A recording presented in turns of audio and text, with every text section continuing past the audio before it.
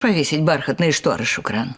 Нет, я не хочу, чтобы комната выглядела как покои падишаха. К тому же, ни к чему эта помпезность. Знаете, что мне нравится?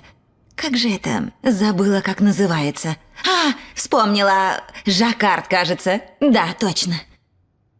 А я вот думаю, может, нам и в гостиной шторы поменять, обновить интерьер, Шухран? Но сегодня как раз приедут дизайнеры, привезут образцы, вот и посмотрим. Да, было бы неплохо, дочка. Да, мама.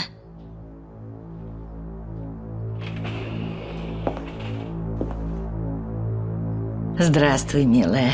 Как там Исудбей? Надеюсь, ему уже лучше. Да, Аллах его не оставил. И не оставит? Не присоединишься к нам? Нет, пойду к себе. Конечно. Отдыхай спокойно, дочка. Первые месяцы очень тяжелые, мы все через это прошли.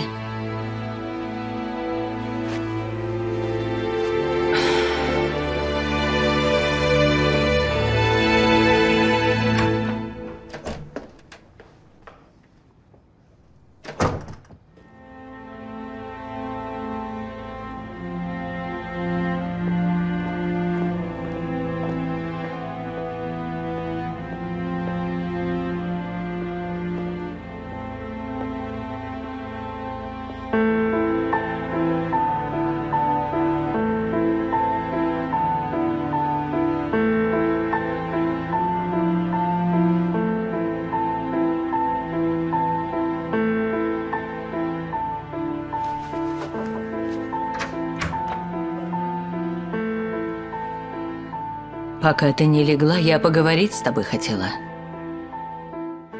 Прошу.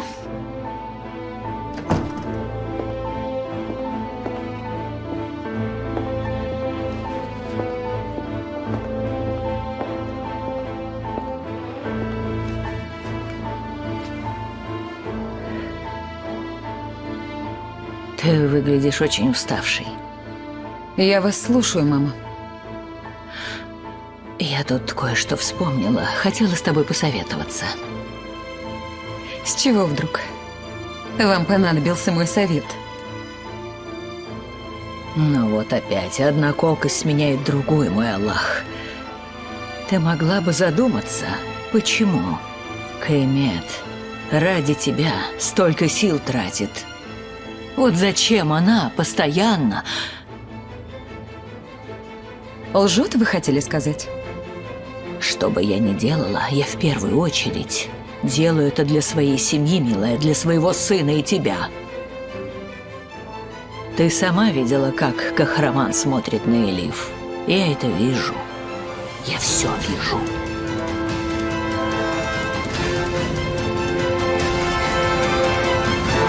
Дядя, только не говори «забудь Элиф». Это невозможно.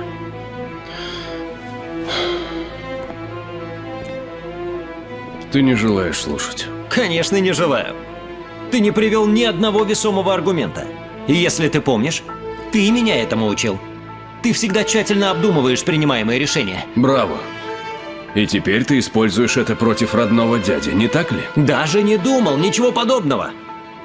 Просто я уверен в своих чувствах. Они сильны и неизменны. Я лишь хочу их выразить и прошу разрешения. Ладно. Хорошо, ладно, я понял. Я не могу разрешить тебе пойти на это. Пока я жив, между вами ничего не будет. Но почему? Почему? Элиф хорошая, что в ней не так? Объясни. Может, Элиф тут ни при чем? И у тебя свои причины? Это что-то личное, да? Твое поведение наводит на мысли, что ты сам в нее... Керем, уймись, довольно. Это слишком. Хватит. Хватит.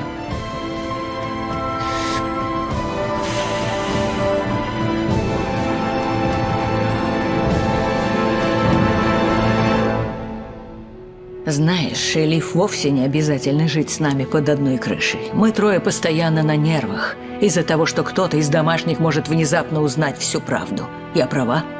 Правы. Но согласится ли Кахраман? А зачем ему противиться? Не знаю. Я совсем запуталась. Конечно, он согласится. Мы с тобой общими усилиями его как-нибудь уломаем. К тому же, Максута уже поймали и посадили в тюрьму, и у Кахрамана нет причин возражать. Я спорить не буду. Но Кахраман должен сначала убедиться, что Элиф будет комфортно. Где она будет жить? Уж точно. В хорошем доме, в таком же, как этот.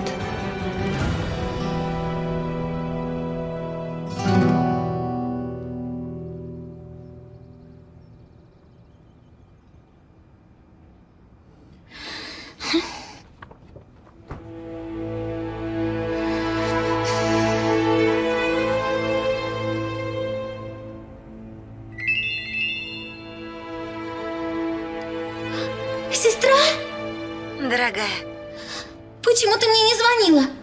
ну вот же звоню. Я звонила, но твой телефон был выключен. В доме больной человек, я просто не могла ответить. Каймет Ханым сказал мне, что нельзя к тебе приезжать. Потерпи немного, я скоро буду дома. Керем Бей хотел меня проводить. Мы звонили Дефне Ханым, но она снова была занята. Элиф Ханым можно будет выписать.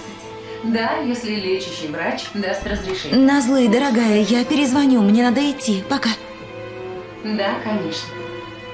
Как вы себя чувствуете лучше? Вполне.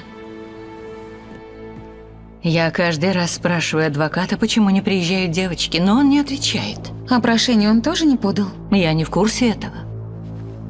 Маловато внимания он тебе уделяет. Я не знаю, Айше. Понимаешь, он адвокат семьи Каймет Ханым и знает свое дело. Что-то здесь не так, тетя Султан. Мы вот как сделаем. Ты попросишь о встрече с адвокатом, а я напишу образец прошения, который ты ему покажешь. Понятно? Хорошо, дочка, спасибо. Ладно, занимайся учебой. Удачное время после экзамена. Нам иногда разрешают поесть в университете. Там очень вкусный кадаиф. Ты любишь? Хочешь, привезу? Моя Назлы любит кадаиф. Ну ты даешь, тетя Султан. На свободе все можно есть. Чем они питаются? Не обижает ли их кто-то? Не смотрят ли косо? Я все время о них думаю.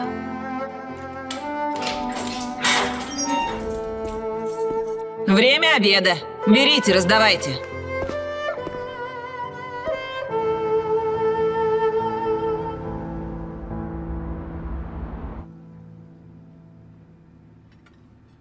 Кахраман, мне до тебя далеко, конечно, но все же, как тебе мой кебаб?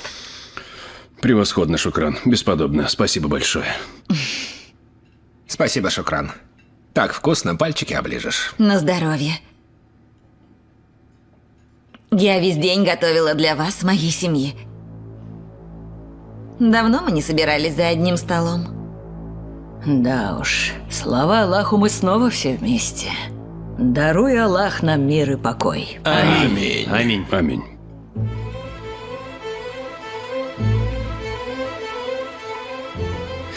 Не хватает только Элиф.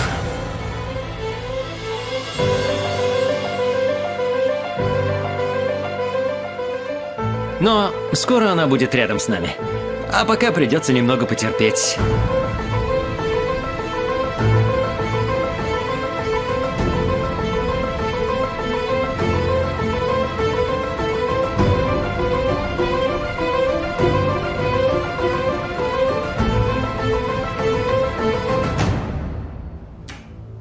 Слушаю тебя и весь внимание. Верно. Одну минутку. Не грузи лишней информацией. Как не получится? Почему это? Постарайся. Максут мне нужен на свободе. Вытаскивай его без разговоров. И срочно. Что за болван? Какие законы? Не пойму, зачем ты вообще тогда стал адвокатом? Аллах, Аллах. Харон. Тот другой парень. Кадир? Да, его нашли. Хорошо.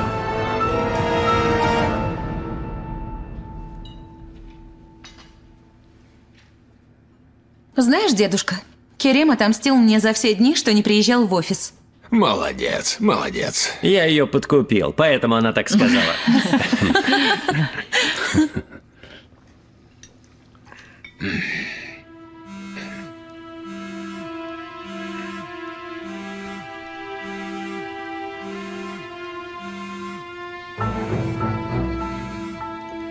Прошу извинить.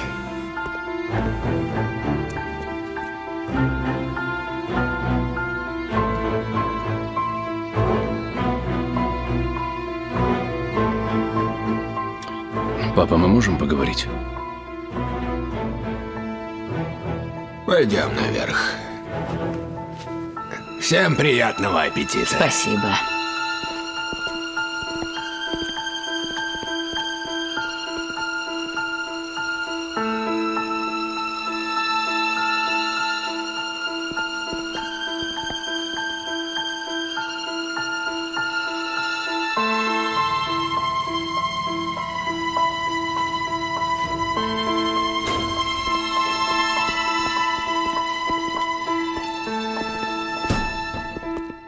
Папа, будешь кофе? Принести? Нет, нет, я не буду. Потом от вечернего кофе я полночи заснуть не могу. Есть новости о Кадире? Нет. Как сквозь землю провалился. Да, уж в этом он мастер. Просто исчезнуть и жену свою с сыном бросить. Я как раз хотел об этом поговорить. Дело в том, что меня тогда не было. Что у вас произошло? Объясни. Расскажи мне, папа.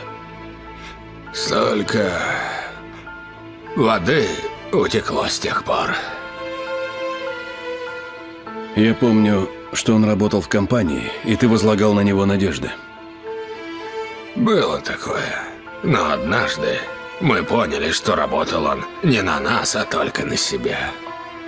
Как странно. Конечно, суммы были незначительные, но он пошатнул наше доверие, заставил сомневаться в себе.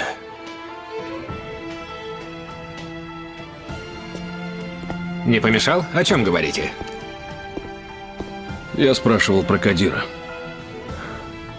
Не стоит под вечер утомлять папу вопросами. Скоро мы найдем его, и при встрече все сами выясним. Недолго ему скрываться. Так, папа? Да.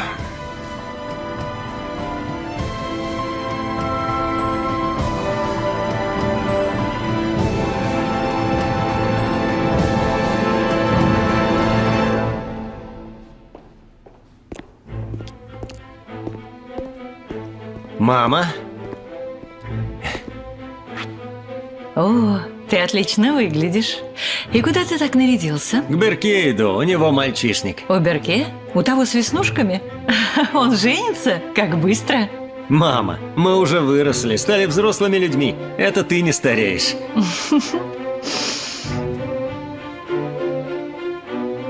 Это Назлы там? Угу, Назлы. Очень милая девочка. Не такая красивая, как сестра, но тоже хорошенькая. Что она там делает в такой час? Ведь замерзнет.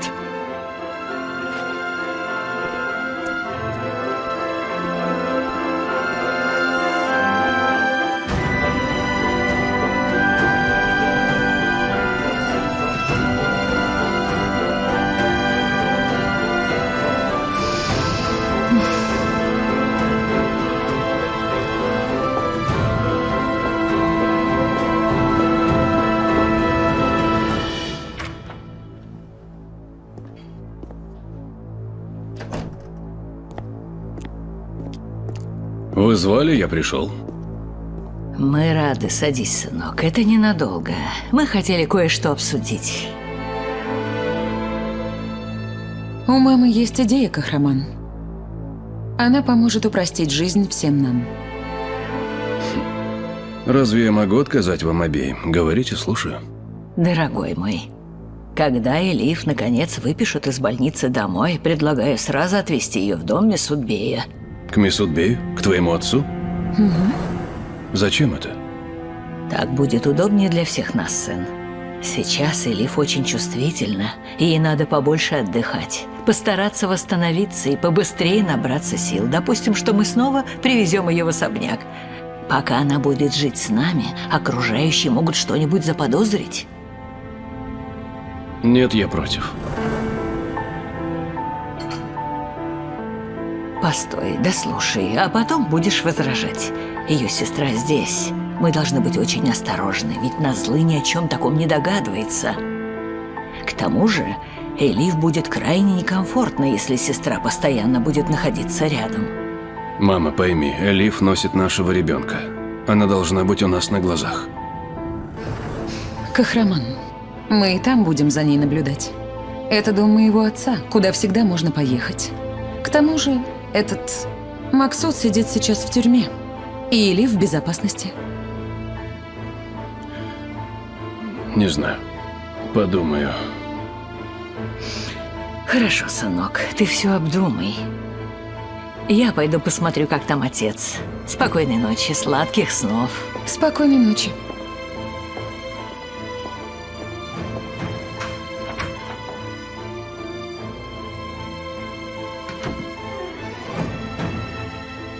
Это выход? Для нас, да. А вот насчет Элиф у меня большие сомнения.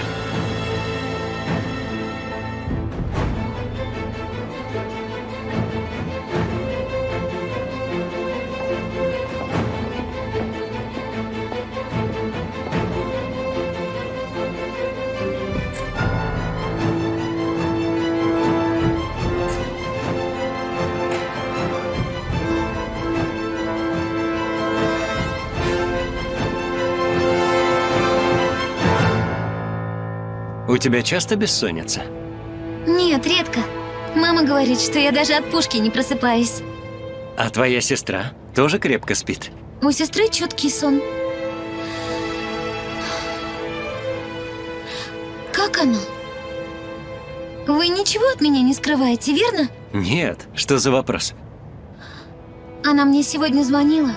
И во время разговора Что, у нее заработал громкоговоритель. И она сразу попрощалась со мной, громкоговоритель? который бывает в больницах. Нет, тебе просто показалось. Может, работал телевизор. Может быть. Ладно, пойдем-ка, а то замерзнешь. Мне стало спокойнее. Сладких снов. Чтобы пушкой не добудились, да? Спокойной ночи. И тебе.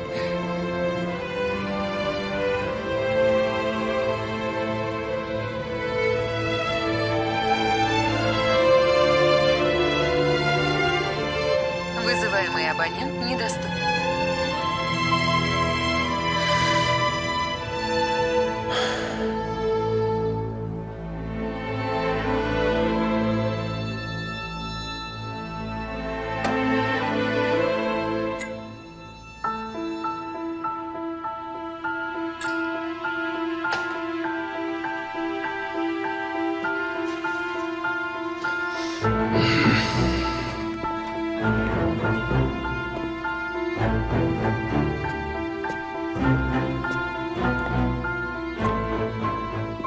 Ты слишком много пьешь. Заметила?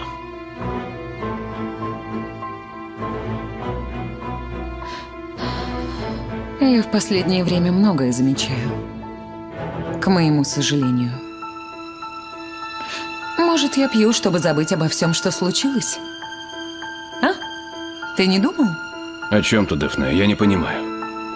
Жаль, потому что об этом очень тяжело говорить. Мне больно от одной мысли об этом.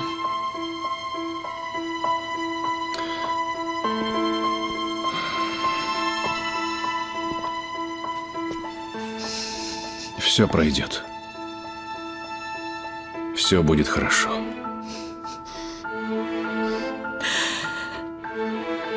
Я постоянно ужасно боюсь потерять тебя, Кахраман. Послушай. Я здесь с тобой. Бояться нечего.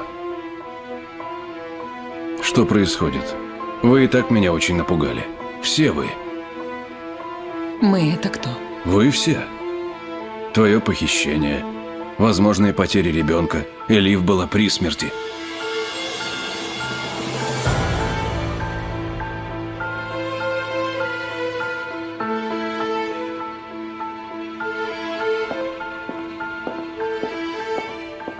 Ну что опять?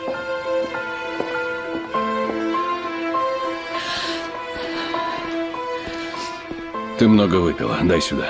Не трогай меня!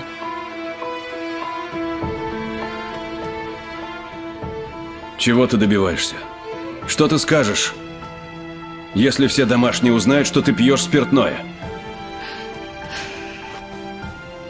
Скажу, что меня изменила беременность.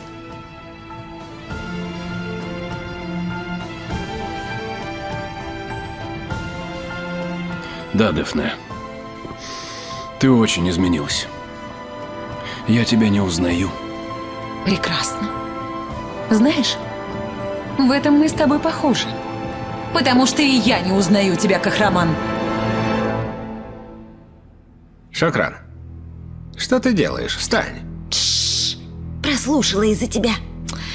Ох, ох, ох, ох. Не слышно, но кажется, внизу началась Третья мировая война. Интересно, что они там поделить не могут, Якуб? Не знаю, меня это не волнует. Я знаю одно, что беременные женщины все очень капризны. Припомни, когда ты была беременна, Джанан даже ногой меня ударила. Да, помню. Ты заслужил. Если расслышать хоть пару слов, то о чем говорят, я мигом пойму. Вот зачем было делать в доме такую плотную изоляцию, Якуб?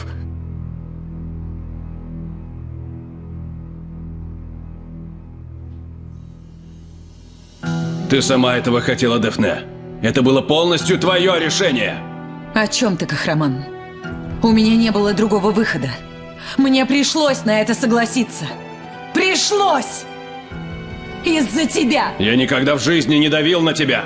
Ты прекрасно знаешь, что это гнусная ложь. Я ничего не знаю, Кахраман. Не знаю и не понимаю. Потому что ты веришь лишь тому, что приходит на твой болезненный ум, а мои слова для тебя ничего не значат. В этом мы схожи.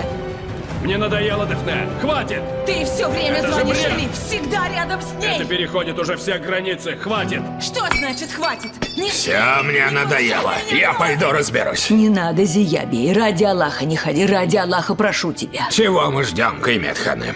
Дэфне беременна. А вдруг с ребенком от такого крика что-нибудь случится, а? Аллах не позволит, Зиябей. Давай не будем вмешиваться. Утром они не вспомнят об этом. Еще и смеяться будут.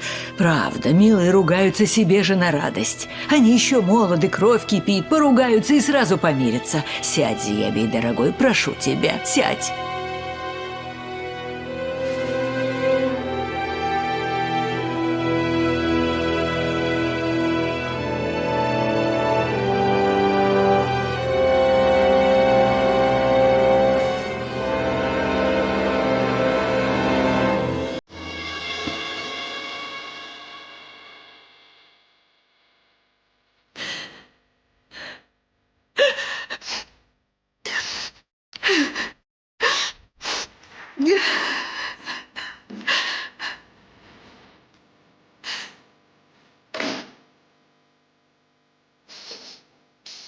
Не подходи, стой там, порежешься.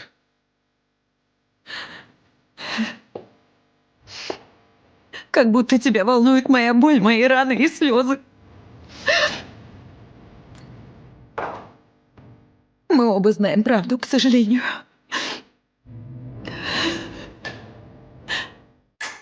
Ты больше не любишь меня, Кахраман.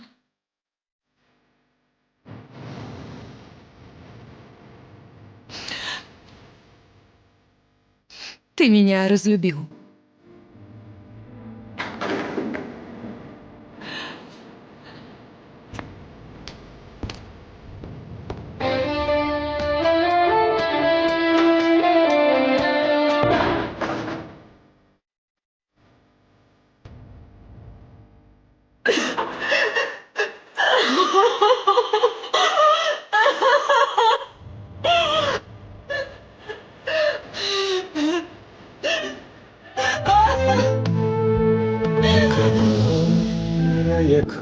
Сколько сил Сколько еще слез? Сколько боли? Это ли всерьез? Сколько зла, муки и тоски? Сколько сердцу выдержать дано? Мрачной ночи, бурям вопреки, солнце вскоре выглянуть должно. Но в глазах вижу я лишь ложь, а недавно были так близки. Распусти шарф тревог моих, развяжи уныние узелки. Где же дни, золотые дни? Где так счастлив был я, объясни.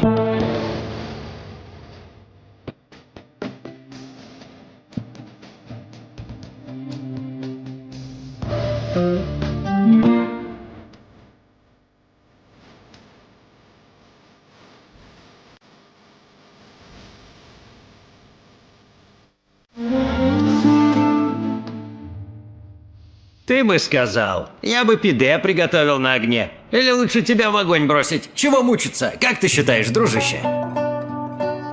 Бросай, Да? чтобы я скорее сгорел, исчез, пеплом стал. Сил нет. Сил нет, Кахраман. Ты через несколько месяцев отцом станешь. Тут только от радости прыгать или в песочницу, а не в огонь. А про пепел, силы и сожаления думать раньше надо было, а сейчас поздно. Да. Да. Джиляль, заслужил ли я счастье быть отцом? Ты еще спрашиваешь. Тебе напомнить, скольким детям ты оплатил учебу, будучи студентом? Не ты ли покупал одежду детям из малоимущих семей? Без сомнения. Ты заслужил это как никто другой, даже не сомневайся.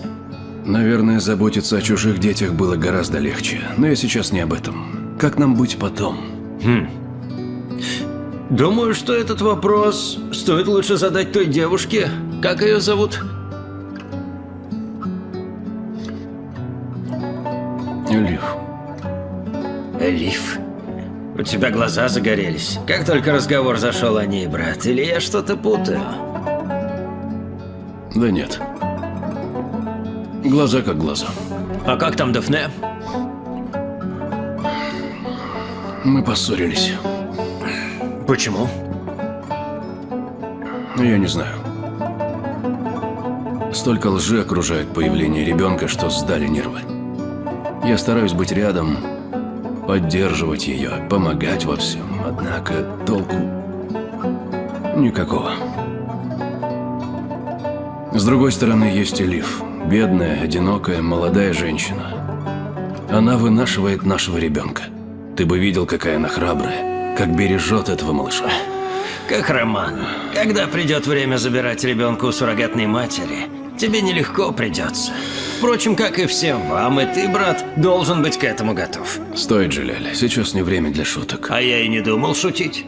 При упоминании об Элиф у тебя взгляд меняется. Ты только что так ее расхваливал, словно она подвиг совершила. Как думаешь, о чем это говорит? Ни о чем, брат. Ни о чем не говорит. Послушай, что я тебе скажу. Ты руководишь огромной компанией, а я всего лишь жарю кебаб. Но моя работа посложнее твоей будет. Тут надо уметь считать. Я в математике однозначно лучше тебя, ты знаешь. Поэтому советую, хорошенько все просчитай. На данный момент ты ошибся в подсчетах, запутался в своих чувствах. Это все, что я хотел тебе сказать. Дело за тобой, парень.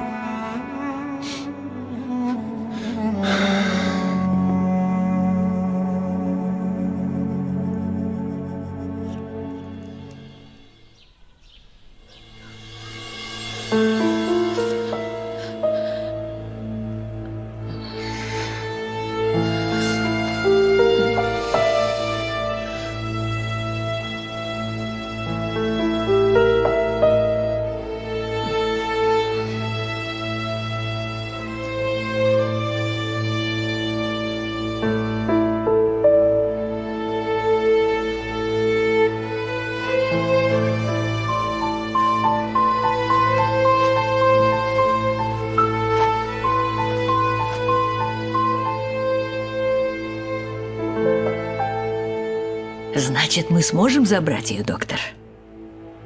Ой, О, спасибо, это прекрасно. Обрадовали нас хорошими новостями с утра пораньше. Спасибо. Ну, конечно, конечно.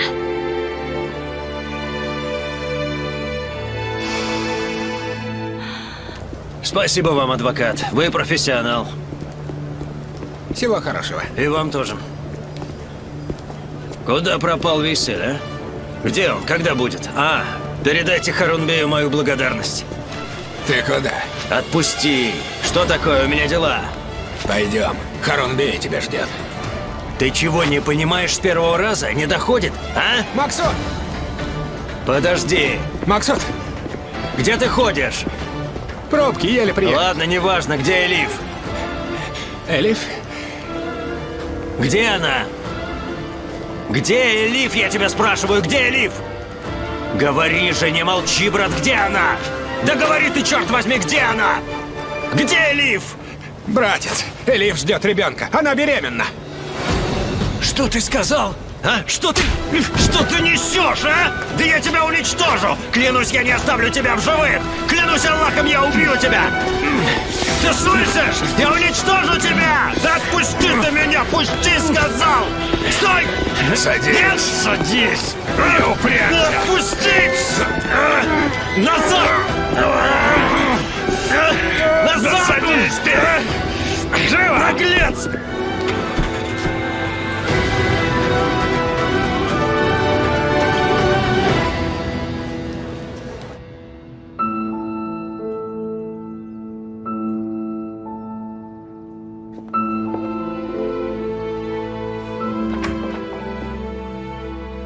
Доброе утро.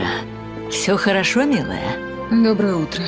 Вы что-то хотели? Нет, я просто хотела спросить, как ты? Я должна идти, извините. Далеко? На работу.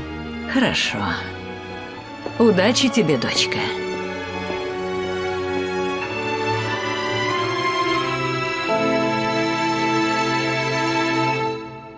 Ты не шутишь, Шукран ханым? Да. Мало того, что их крики были слышны в нашей комнате, так эти ненормальные еще чем-то друг в друга бросали. Чем-то стеклянным. Вы о чем? О сериале? А Эсель, как всегда, не в курсе. Знаешь, сестра, вчера Дефне ханым и Кахраман Бей поругались. Весь дом поставили на уши. Как жаль. Дефне ханым беременна. У них были чудесные отношения. Да, кто знает, что натворила Дефне, чтобы так довести Кахрамана. Гюльсим, да еще немного.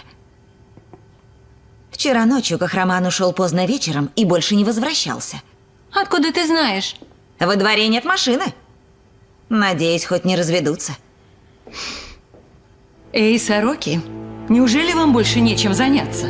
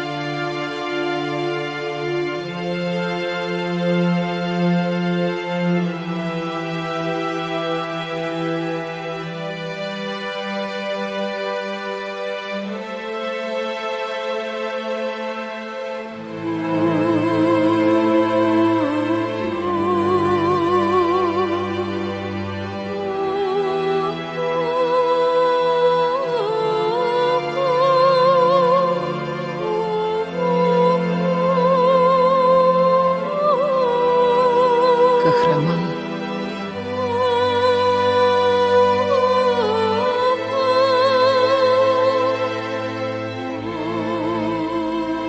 Абонент недоступен. Оставьте сообщение после звукового сигнала.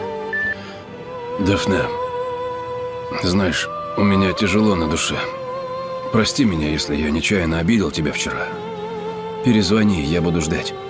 Пожалуйста.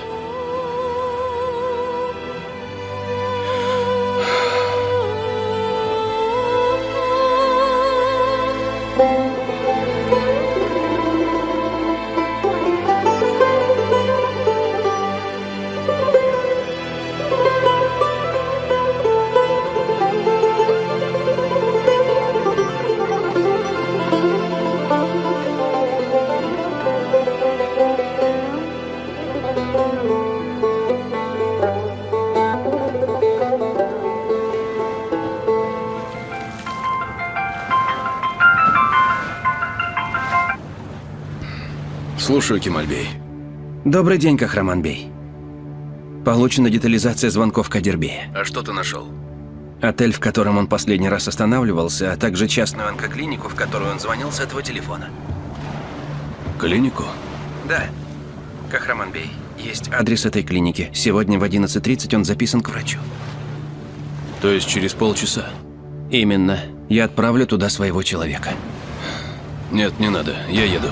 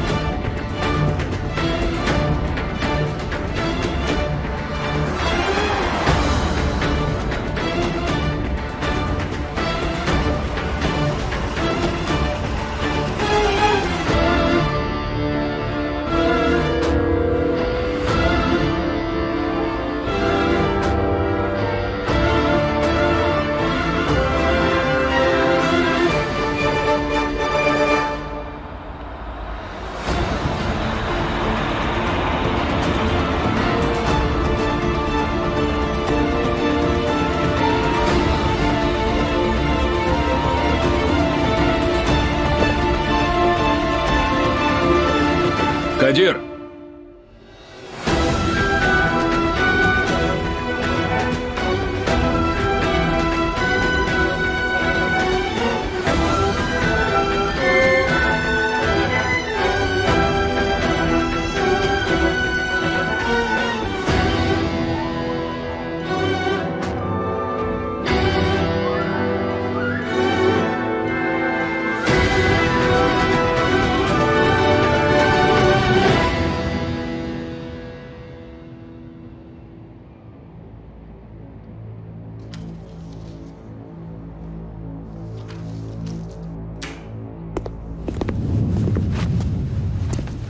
Ну и где тебя носит? Брат Харун, дай кое-что скажу. Твой адвокат вытащил меня, спасибо. Но у меня осталось одно срочное дело, а твои люди не понимают. Отпусти. Что ты несешь? Разве может быть что-то важнее нашего дела? Садись за стол. Короче, дело срочное. Вопрос жизни и смерти. Сейчас у меня каждая секунда на счету. Если не понимаешь, твои проблемы. Максут, садись, сказал. Вот. Как кровоточит моя рана. Кровь не остановишь. И меня тоже, братец. Понятно?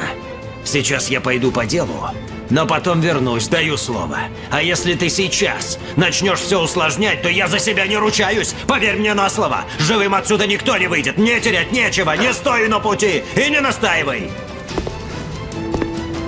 Прочь с дороги.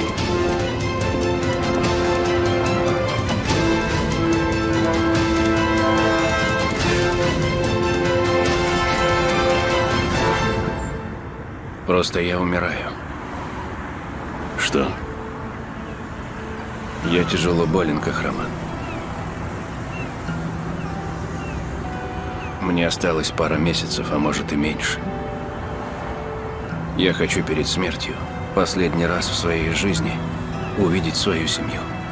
Я все рассказал Якупу, он знает. Зиябей тоже в курсе. Но они ничего не предприняли. Ты все врешь. Зачем мне врать, Кахраман? Я не верю тебе. Катастрофа на яхте была идеей Зиябея, а Якуб все организовал.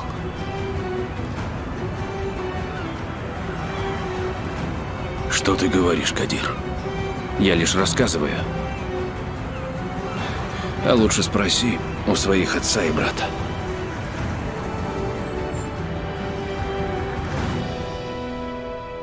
Да, Харун, записываю. Спасибо. Увидимся. О, здравствуй, папочка. Проходи, садись. Прошу. Дома, сынок. Совсем не стало покоя. Но и здесь тоже не лучше. В чем дело, папа? В том, что Кадир все еще на свободе гуляет. И я не успокоюсь, пока мы не решим этот вопрос. Не волнуйся, вздохни спокойно, отец. Там написан адрес Кадира.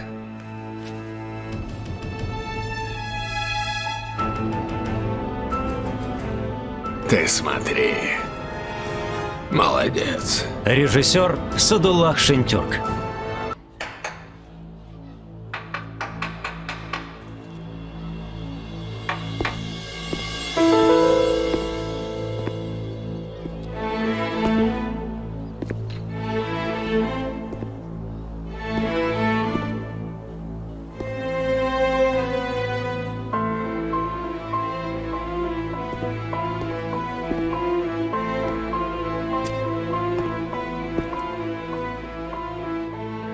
Нет, ну а что? Я сделал то, что ты сказал. Братишка, помоги мне, пожалуйста.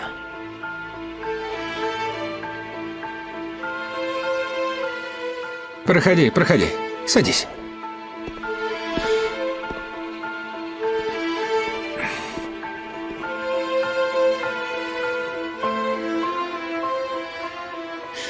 Я раздавлен. Не говори так, брат. Ты очень сильный человек. Я выясню, кто это сделал, Салиф. Как ты это сделаешь? Спрошу. Пускай она ответит, глядя мне в глаза. Понял? Не знаю, брат.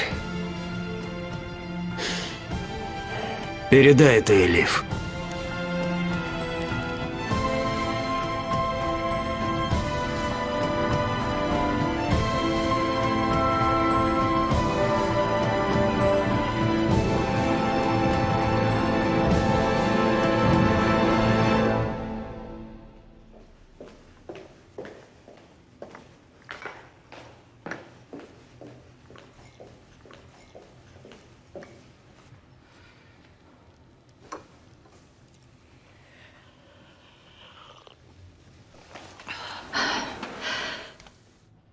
Здравствуй, сынок. Здравствуй. Здравствуй. Отец дома? Нет, уехал в офис. Ты выглядишь уставшим. Все в порядке. Я не привыкла видеть тебя таким. Хватит, мама. Элиф поправляется. Чудесно, сынок. Я и сама хотела о ней справиться. Мне как раз звонили из больницы. Элиф сегодня выписывают. Заберем ее вместе? Попросите Мурата. У меня дела. Хорошо. Хорошо, сынок. Так даже лучше. Работай, не волнуйся. Мы привезем ее в особняк.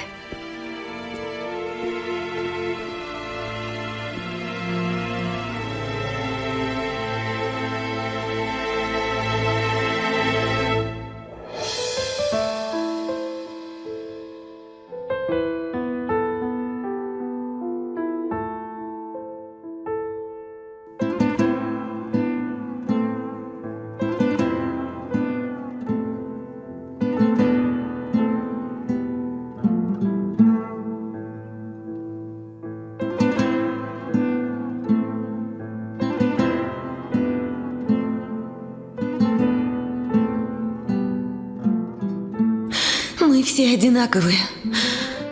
Как птицы, запертые в одной клетке. И когда мы в ней бьемся, крылья задевают друг друга.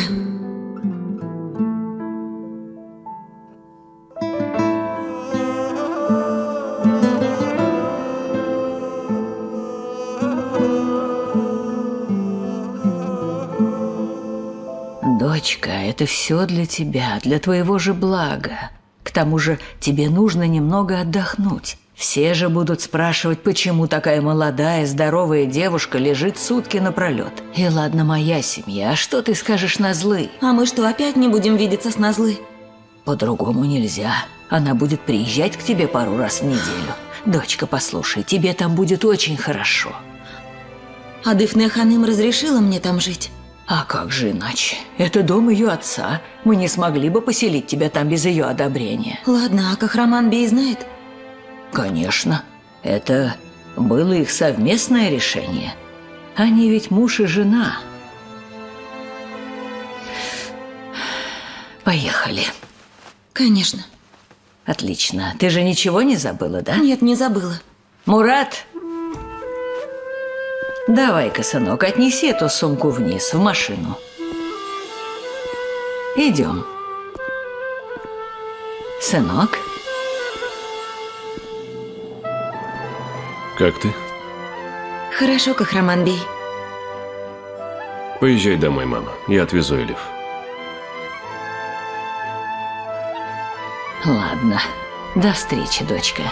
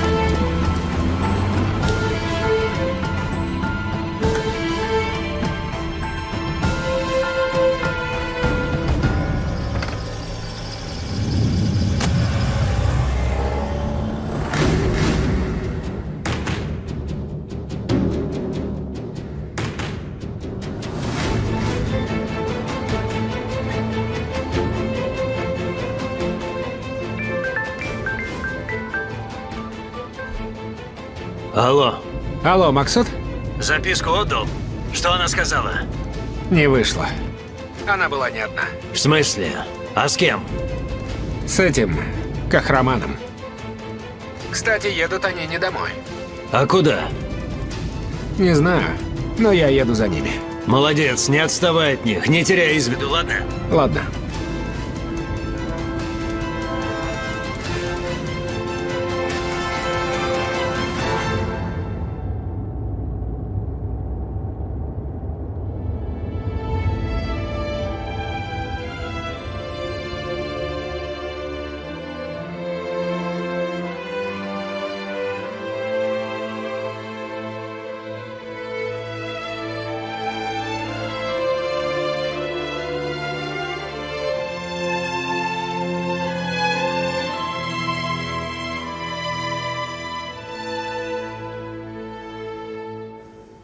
Аппарат абонента выключен или находится вне зоны действия сети. Плата за сообщение, оставленное после сигнала, будет списана согласно вашему тарифу. Дефне, здравствуй. Звонила Каймет Ханым. Они везут сюда Элиф и говорят, что ты в курсе. Я не могу дозвониться, очень волнуюсь. Позвони, как только получишь сообщение.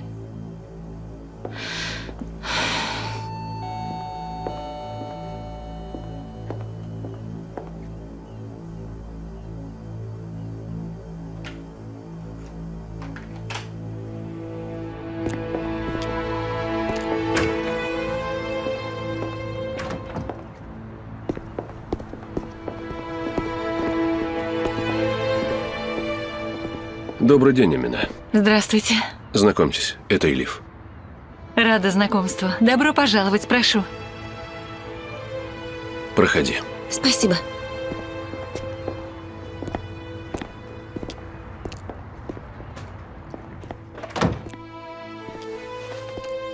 Позвольте, я возьму. Спасибо. Давайте я вас угощу. Что будете пить?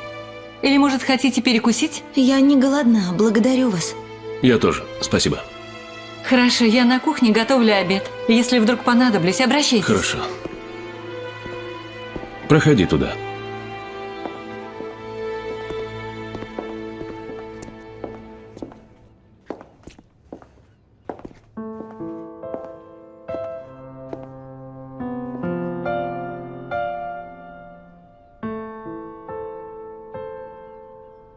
Здесь потрясающий вид.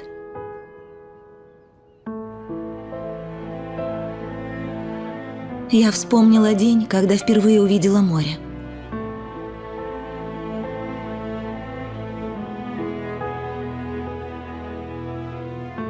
Кахраманбей, вы знаете, откуда берется вода в море? Не знаю. Мне рассказывала мама. Я тогда была совсем малышкой, лет 5, наверное, Назлы тогда еще не родилась. Это было связано с отцом. Он часто избивал мою маму. Постоянно какие-то крики, побои. Так вот, однажды отец избил маму особенно сильно. Причем настолько, что у нее живого места на лице не осталось. Она схватила меня за руку, выходя из дома. Мы пошли быстрее. Шли и шли. Заворачивали за углы, проходили проспекты. Эти места мне были незнакомы. Мама так спешила, что я не решалась сказать о своей усталости. Мы словно летели, держась за руки. Словно оставляли позади все плохое, все наши проблемы. И вдруг я увидела что-то ярко-синее. Я так и застыла. Впервые увидела море. Мама отпустила мою руку, и мы подошли с ней к берегу. Но не успели мы присесть, как мама дала волю слезам, которые сдерживала всю дорогу. Она плакала навзрыд, да так сильно, что не могла говорить. Затем я подошла ближе к морю и смотрела на него, смотрела. И потом спросила: «Мама, а откуда в море берется вода?» Она ненадолго задумалась, а потом ответила, что это женские слезы. Женские слезы, выплаканные из-за мужчин.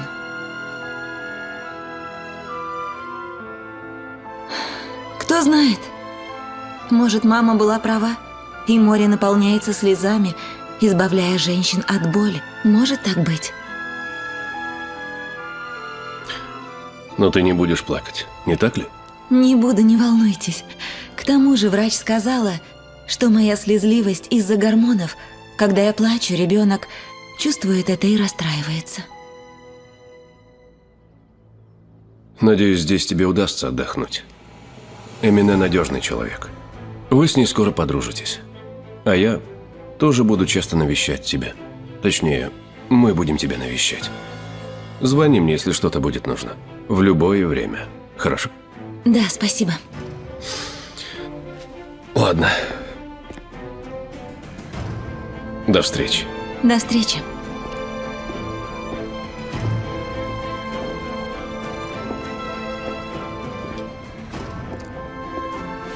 Эмине ханым, я поехал. Хорошо, Кахраманбей. До свидания.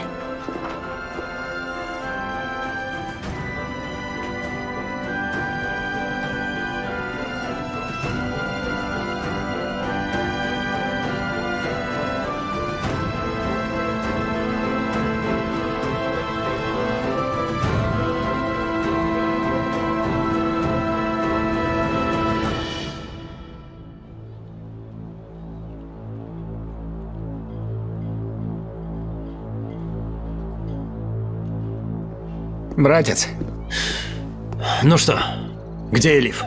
И зачем ты телефон отключил, а? он просто разрядился. Кстати, Элиф отвезли в особняк отца Дефне. Кто отвез? Этот тип. Кахраман? Именно так. Привез девушку и оставил ее там, а сам уехал. Аллах, дай мне терпение. Он что, хочет свести меня с ума? Что за напасть-то такая?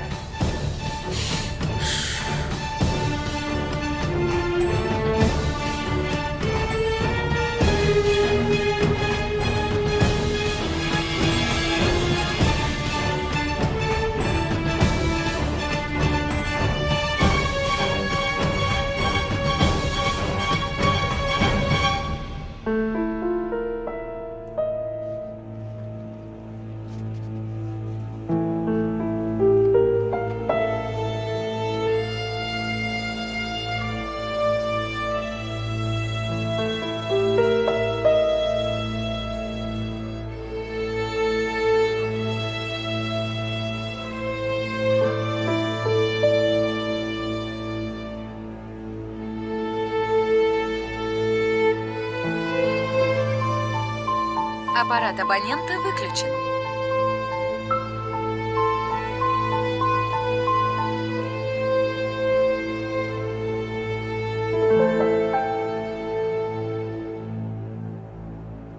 Слушаю, сынок. Мама, Дэфне дома? Нет, она не приезжала.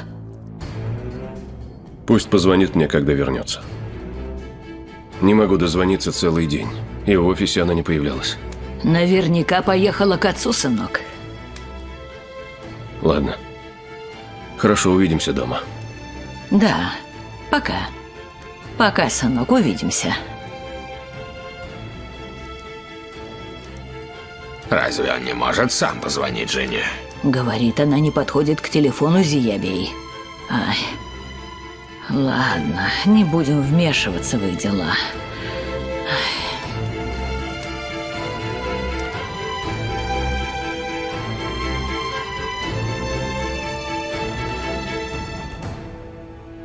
Спасибо вам, все очень вкусно. На здоровье. После больничной еды что угодно покажется вкусным. Нет, это правда очень вкусно. Я сейчас все уберу. А посуду убрать в машинку? Не нужно, я сама. Не стоит в первый же день хвататься за работу. К тому же вид на Босфор сейчас особенно хорош. Посмотри из сада. Да, вечерняя прогулка пойдет мне на пользу. Только оденься потеплее, не простудись. Ладно.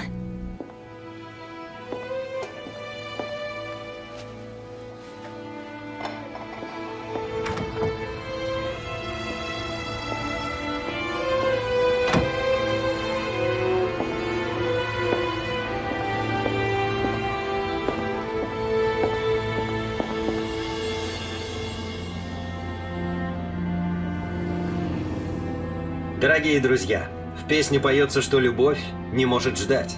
А вы как думаете? Я прав? Стоит ли ждать? А если нет, как быть? Тот, кто влюблен и хочет высказаться, может позвонить в эфир прямо сейчас. Наш телефон 0800... у нас уже есть звонок. Сейчас свяжемся. Алло, как вас зовут? Это не важно. Да и говорить я собираюсь недолго. Пожалуйста, мы вас слушаем. Месяц назад я похоронила мужа. Он очень болел. Примите наши соболезнования. Это очень грустно, очень страшно. Знаю. Поэтому я и решила позвонить. Не теряйте времени. Скажите о своей любви. Иначе может быть слишком поздно.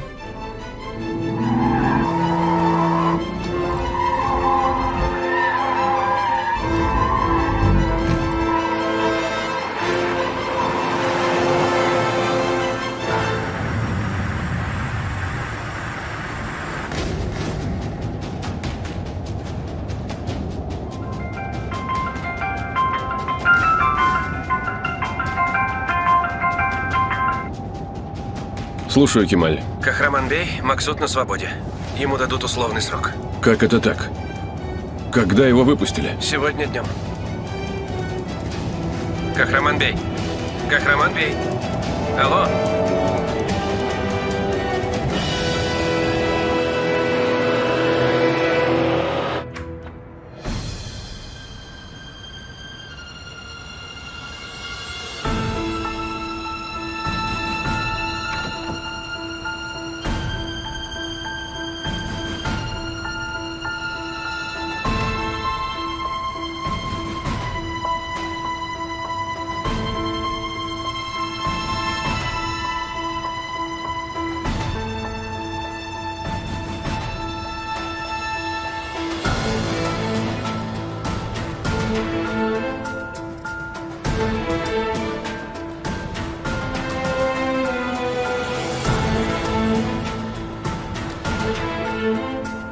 Элиф.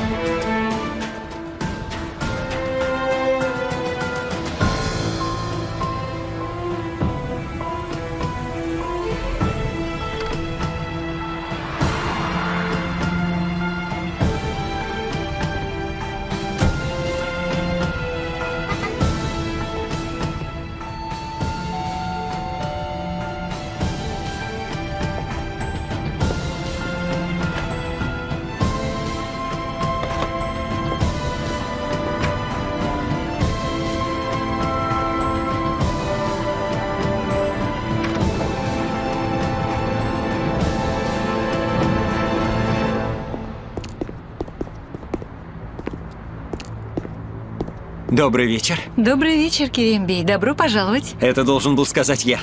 Простите, не поняла. Я слышал, вы ездили к себе домой. Ах, да. Ну, как видите, уже вернулась. Хотел поздороваться с дядей Месутом. И если получится увидеть Элиф, ее сестра о ней спрашивала. Проходите, пожалуйста. Кстати, Элиф Ханым сейчас в саду. Тогда я сначала пойду в сад. Ладно.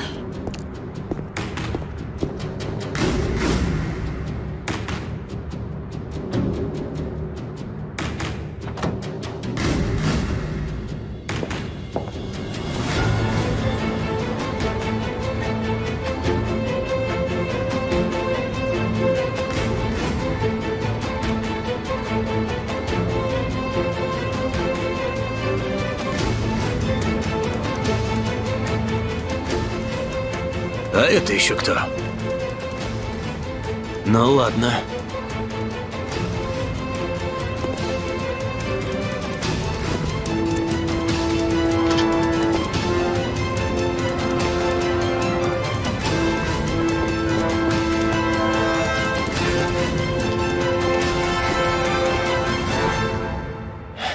Твоя сестра очень милая и все время думает о тебе. Мы предлагаем ей развлечься, поговорить, но толку мало. Разговор рано или поздно заходит о тебе. Вы с ней очень близки, да? Очень. Мы с ней родные души. Как же я по ней соскучилась. Элиф, я не собирался тебя расстраивать. Совсем наоборот. Хотел сказать, что у Назлы все в порядке. Думаете, я сомневаюсь в этом? Но простите меня за слезы, Керембей. В последнее время я немного не в себе. Вот и все. Элиф, не плачь, тяжело это видеть. Мне хочется стереть печаль с твоего лица.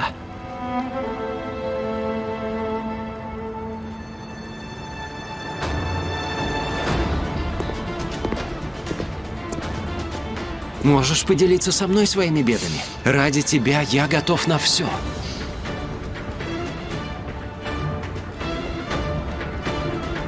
Элиф! Максут?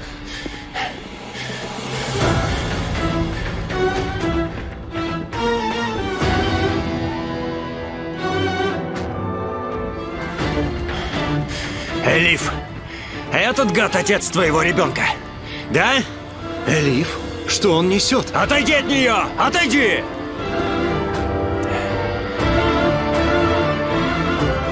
Признавайся, Элиф, это от него ты забеременела? Максут! Назад!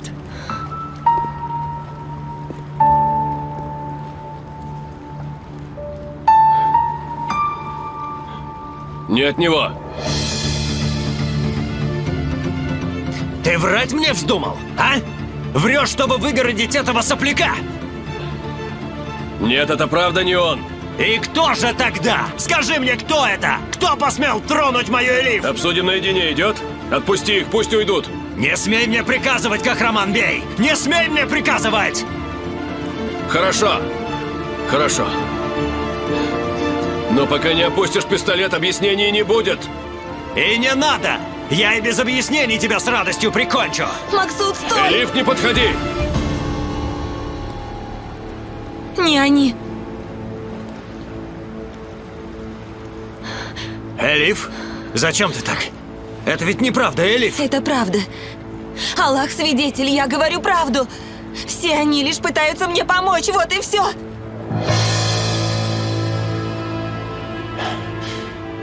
Тогда кто этот гад, что посмел тебя тронуть, а? Признаешься мне? Это кто-то из наших? Ты только скажи, и я его урою. Давай же скажи его имя, я отомщу за тебя. Раз уж он сломал тебе жизнь, я не прощу себе, если не найду эту сволочь. Скажи, кто это, и клянусь, он от меня не уйдет.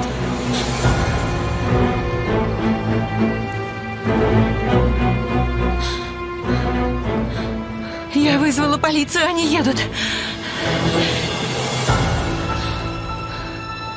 Отойди назад! Пошел! Что? Элиф! Элиф, отойди! Сюда, Кахраман Бей! Хорошо, успокойся. Сюда иди! Марш, быстро! Остынь! Назад! Не делай глупости, ладно? Иди!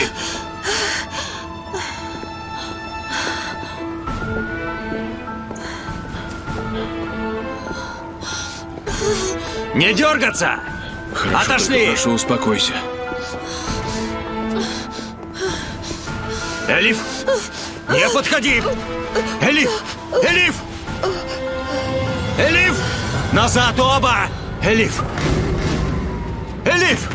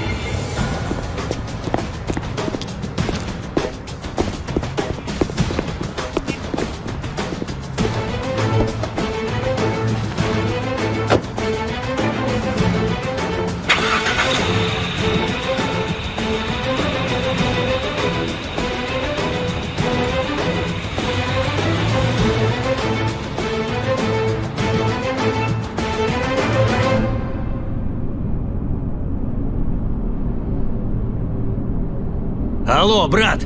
Максут? Ну как ты? Как прошло? Удалось узнать, от кого Элиф беременна? Ни о чем меня сейчас не спрашивай. Полиция вмешалась. Что? Что случилось? В смысле полиция? Хватит задавать вопросы.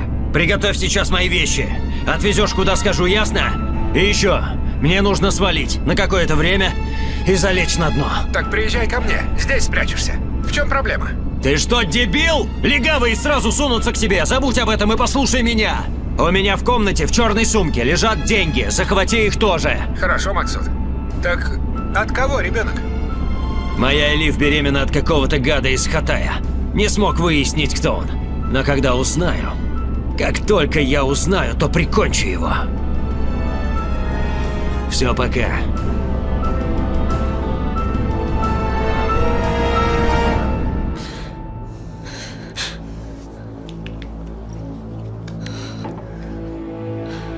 Как ты? Все хорошо, не волнуйтесь. Я принесу тебе воды.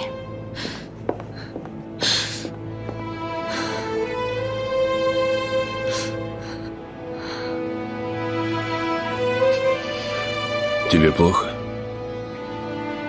Нет. Если позволите, я пойду умоюсь.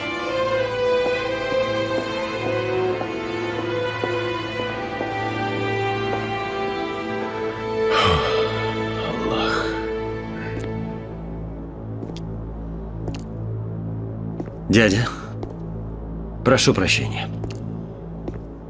За что? Я должен был понять, что Элиф приехала сюда из-за этого.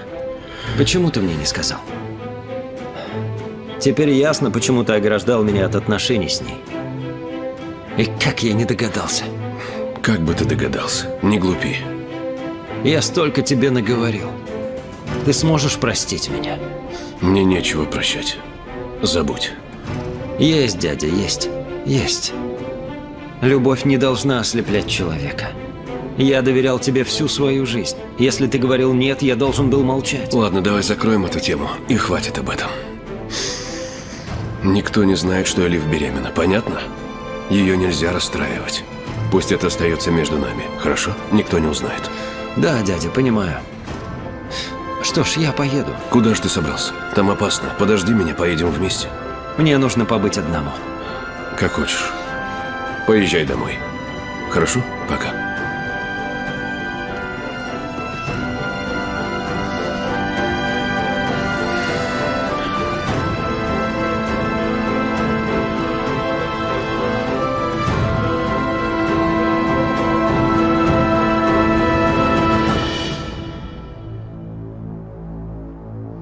Есть вести от Дефне?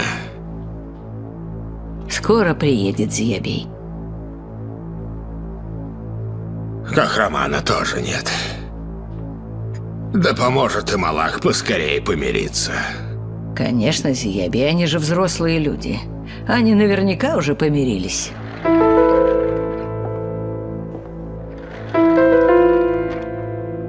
Добро пожаловать, дочка. Добрый вечер. Добрый вечер, детка. Где ты была, милая? Мы волновались. В офисе, папа. Много дел накопилось. Подойди, сядь, поговорим немного. Я очень устала, папа, хочу отдохнуть. Ладно, как скажешь. Спокойной ночи. Спокойной ночи.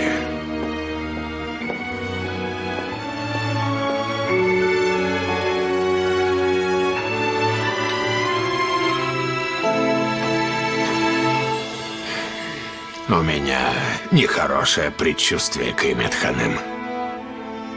Сходи-ка, поговори с ней. Попробуй выяснить, что ее гложет. Мне жаль ее. Беременным нельзя расстраиваться. Не переживай, я поговорю с ней чуть позже. Пускай немного отдохнет.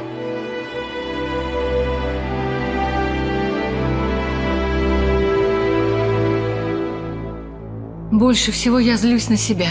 Как я могла ему доверять? Как могла поверить в его любовь? Не изводи себя, ты не виновата. Он лишь воспользовался твоей наивностью и добротой. И давно вы знаете друг друга? Он преследует меня со школы. Сначала письма писал. Я выбрасывала их, не читая. Думала, он оставит меня, забудет, передумает. Но ты сама видела. Все мои беды только из-за него. Надеюсь, все уладится. Больше он сюда не придет. Спасибо.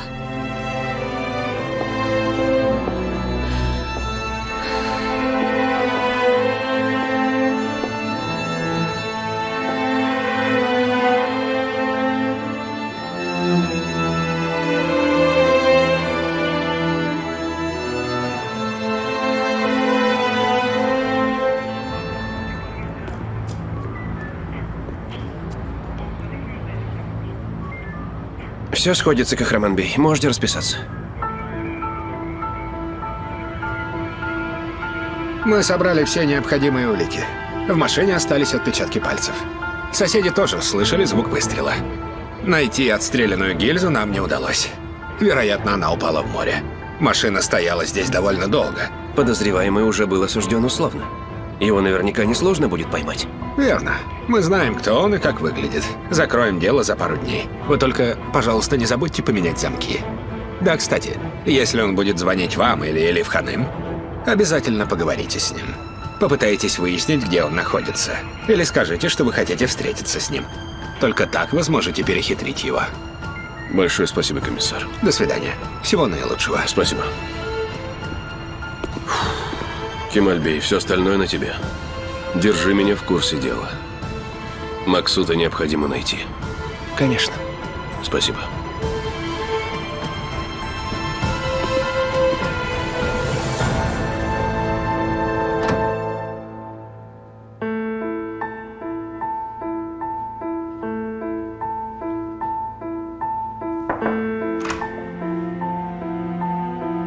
Дефне.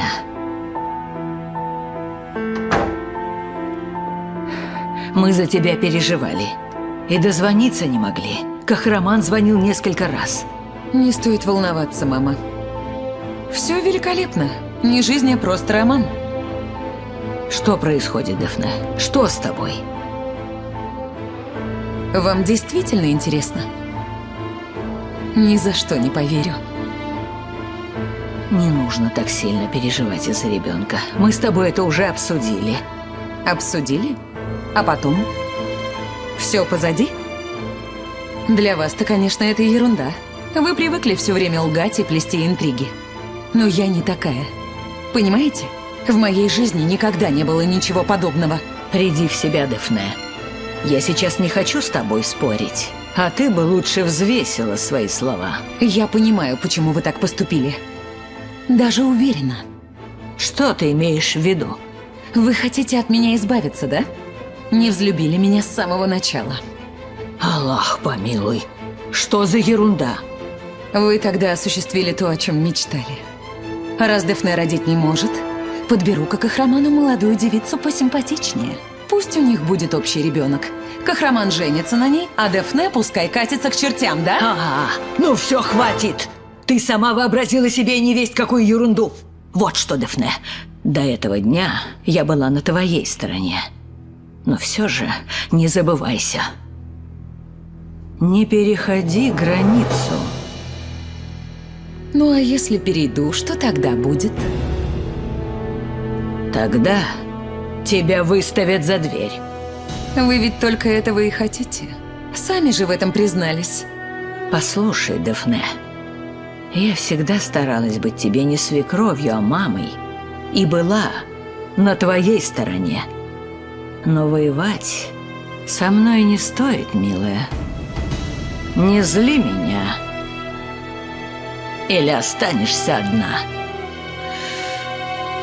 Я не хочу рождения этого ребенка. Ребенок родится. Мне все равно, хочешь ты этого или нет. Нет, не родится! Ни девушки, ни ребенка в этом доме не будет, Каймет Ханым!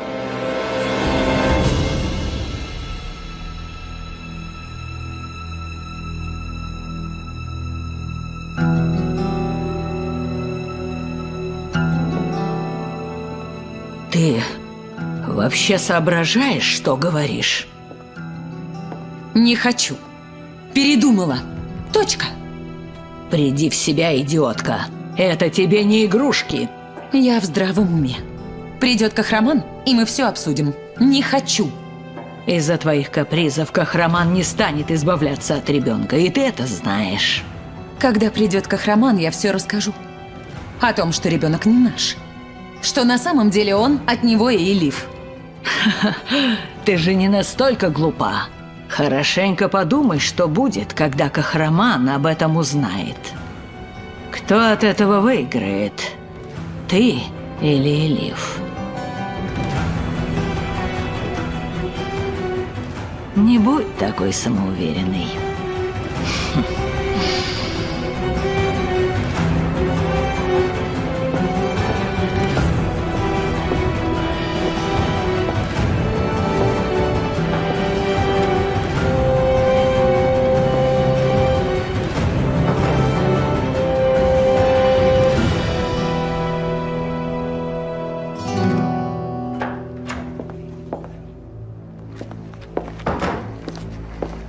Ну, что случилось?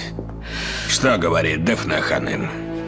Волноваться не стоит, Зиябей. Она была слегка раздражена, но мы с ней все обсудили. Что у них за проблемы с Кахраманом? Всякие пустяки. Я поговорила с Дефне, она обещала вести себя тактичнее. Так и должно быть. Раз они умеют ссориться, должны уметь и мириться. Это золотое правило любого брака. Не так ли, Каймет Ханым? Конечно. Ссоры и споры возникают всегда. Но главное – это уважение и любовь, Зиябей. Когда родится мой внук, споры и ссоры утихнут. Я уверен, этот ребенок принесет в наш дом мир и покой. Надеюсь, Зиябей. Надеюсь. Куда поймают? Адвокат изучит все детали. Его найдут очень скоро, не волнуйся. А если они не найдут, найду я. Он узнал даже про мою беременность, только... Как он мог узнать о ней, если мы скрывали ото всех? Не знаю. Если он расскажет об этом маме, я пропала. Я не смогу ей объяснить. Ничего такого не будет. Поняла?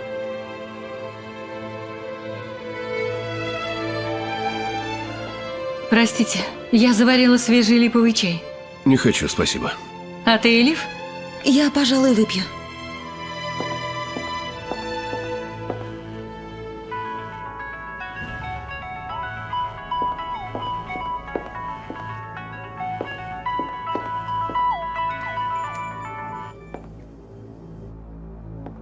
Как дела, Эмине? Ты мне звонила? Дефне, куда ты пропала? Я очень волновалась. Я дома. На время отключала телефон. Мне хотелось устраниться ото всех, побыть одной именно.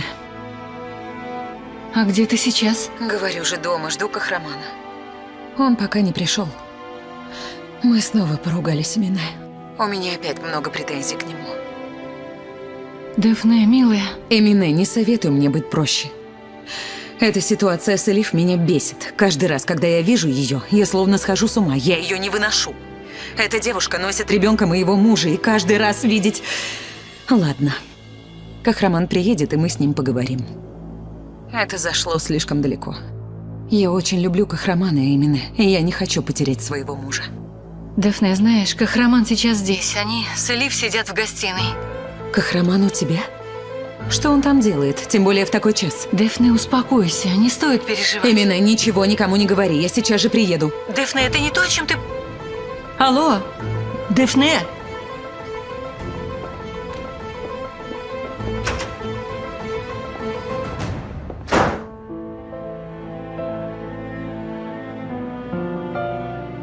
Кахраман Бей, вы выглядите уставшим. Все в порядке. Я вас уже немного знаю. У вас очень рассеянный взгляд. Это значит, что вас что-то беспокоит, очень расстраивает. Это из-за Максута, не так ли? Это связано с работой. Неважно. Нет. Нет, это же неправда. Я первый раз вижу вас таким. Вы словно в каком-то забытии, не здесь. Когда вы сердитесь, вы другой, я знаю. Какой другой? Вы такой грозный.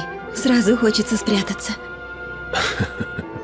Ты преувеличиваешь. Это действительно так. Поначалу я и сама вас боялась, но это прошло, я к вам привыкла. Я говорю это не просто так, не поймите меня неправильно. Когда вы злитесь, сразу слепым становитесь. Но вы очень хороший человек. Вы не делаете никому ничего плохого. Все проблемы вашего большого дома ложатся на вас, и с бедой все идут только к вам. А тут еще я. Нести такой груз очень сложно. Сложно. Знаете, если захотите поделиться, я выслушаю. Когда человек рассказывает о своих проблемах, ему становится легче.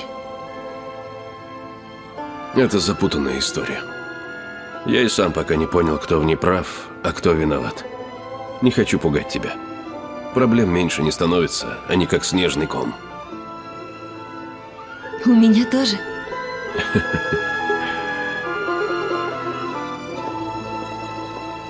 Большое спасибо за чай. На здоровье.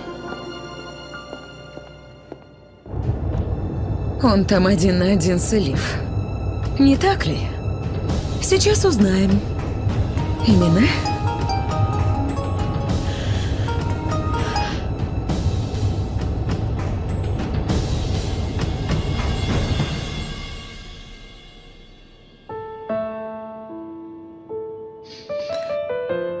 Раз уж вы мне ничего не рассказываете, говорить буду я.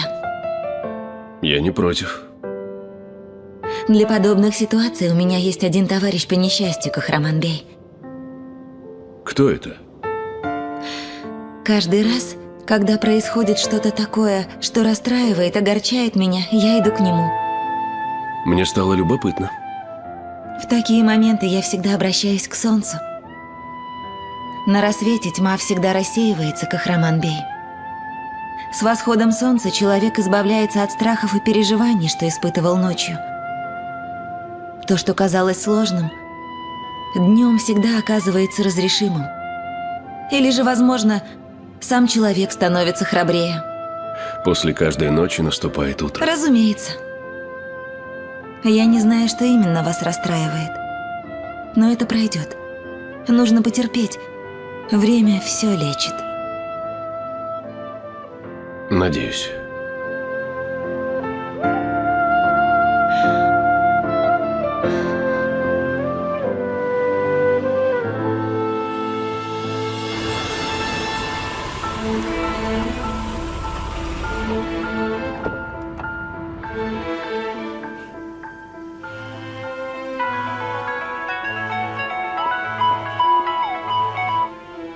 Дэфне, милая, Эмине, открывай, я войду.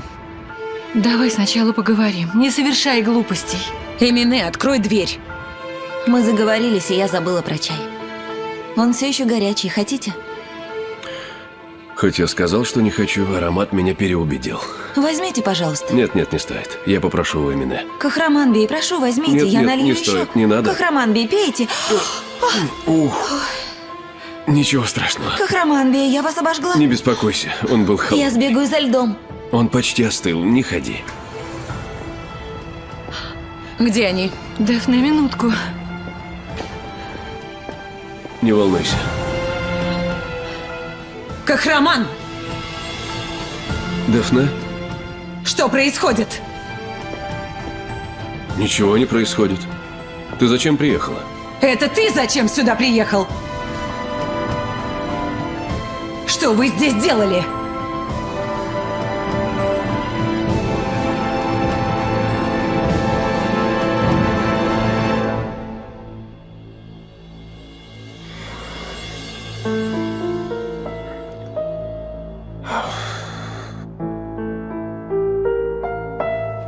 Как ты, Зиеби? Что случилось? Тебя что-то беспокоит? Я вдруг подумал о детях. Слушай, Кимет Ханым, если ты что-то знаешь и скрываешь это от меня... Как ты мог такое подумать, Зиебий? В последнее время ты стал слишком уж подозрительным, милый. Разве ты не знаешь, как сильно Кахраман любит Дэфне? И Дэфне тоже любит его. Послушай, они помирятся, а ты своими мыслями только усугубляешь ситуацию. Засыпай поскорее, дорогой. Давай. Спокойной ночи тебе. И тебе, Кимет Ханым. И тебе.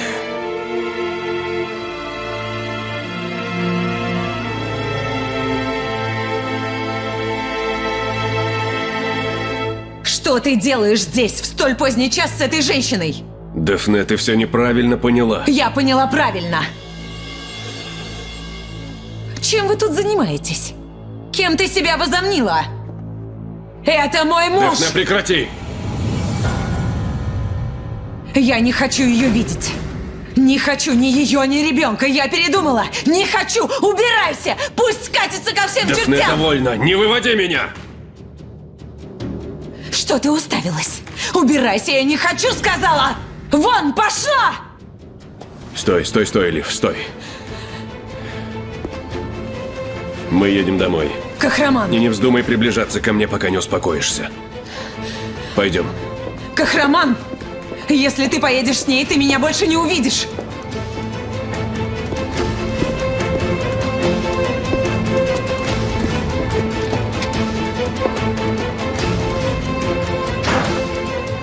Элиф. Пойдем.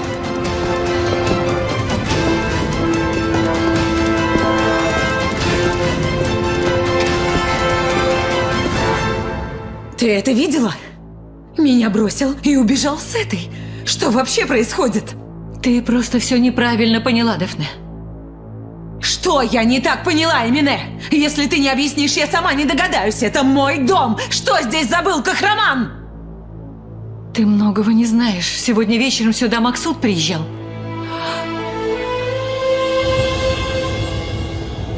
Тебе лучше?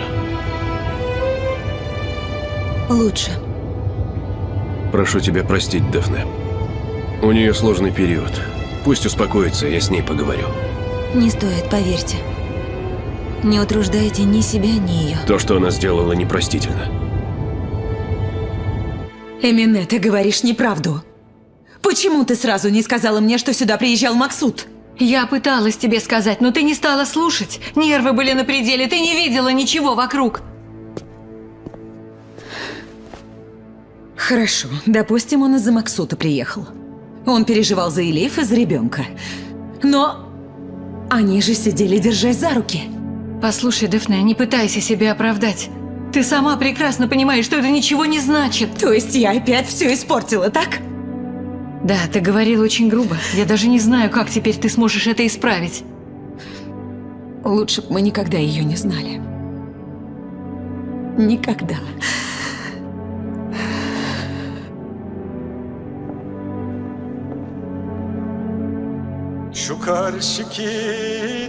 Дрожат и колышутся ветви сосны, и травы шумят медоносные. Как хочется розы вдохнуть аромат, чтоб сердце мое не тревожилось. Но только шипы истязают его. Лишь боль и отчаяние мучают. Подайте мой сас, пусть он плачет со мной, тоску усыпляя тягучую. И песня его принесет мне покой, и боль снимет самую жгучую.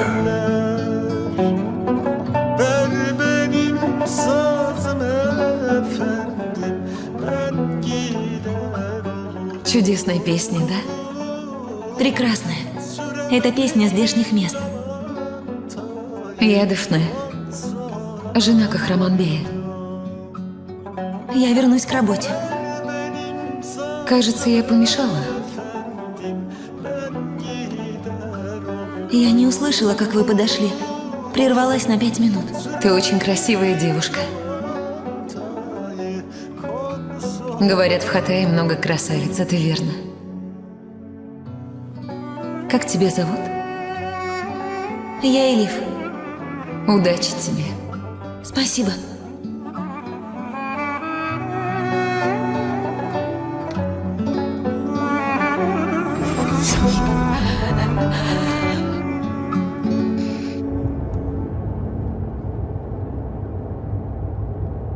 Кахраманбей, скажите, что же будет? Керембей теперь знает о моей беременности. Что, если он кому-нибудь скажет?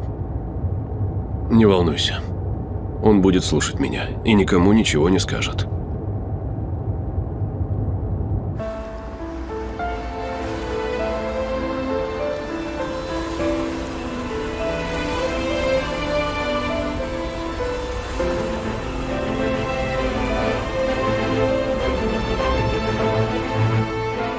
Дядя, кажется, я влюбился. Прекрасно. В кого? Помнишь, на свадьбе была одна девушка? Элиф. Не хочу, чтобы ты расстраивался. Главное, верь мне, дядя. И все в конце концов будет хорошо. Элиф. Я люблю тебя.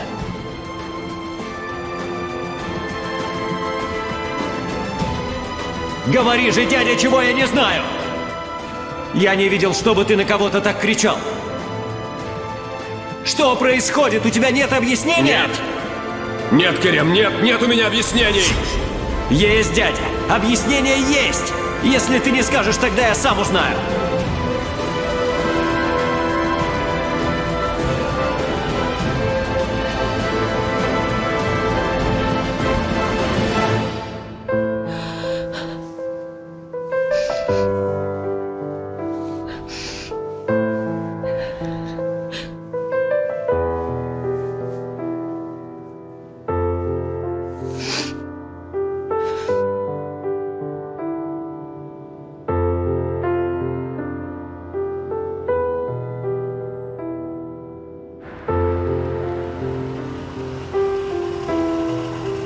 Кахраманбей, прошу, простите меня за эту ночь.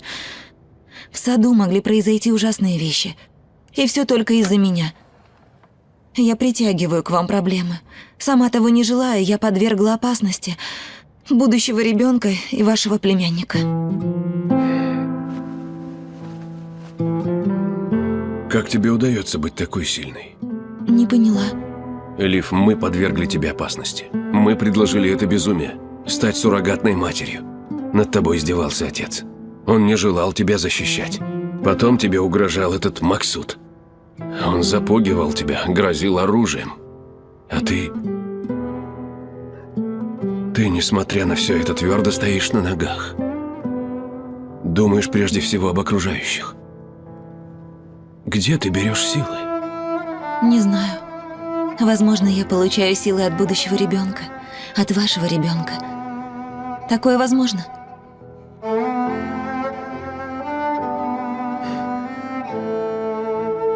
Ладно, иди спать. Отдыхай. День был тяжелый.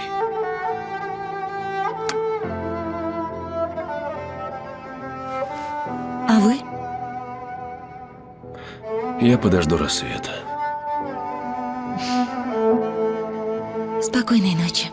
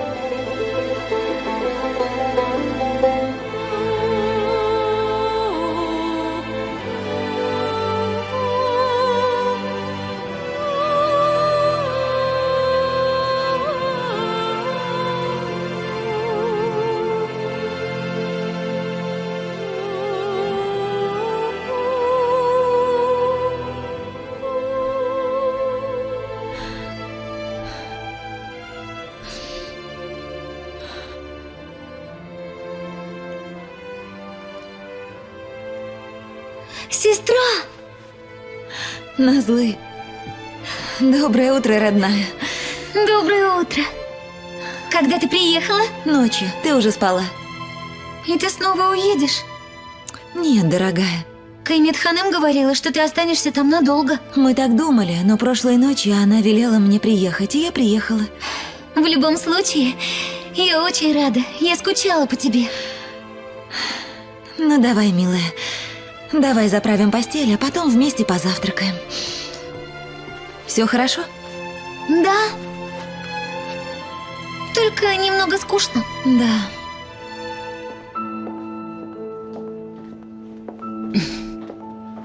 Эмине, я уезжаю. Куда, дорогая? Я приготовила завтрак. Извини, что так вышло, но мне нужно домой. Попросить у Кахрамана прощения. А Элиф, ты перед ней не хочешь извиниться? Кто она такая? Я найду способ от нее избавиться. И каким образом, дорогая? Не знаю именно, но придумаю. Дафне, надеюсь, ты не воспользуешься тем снадобьем. Эмине, не глупи. Все, я уезжаю, пока.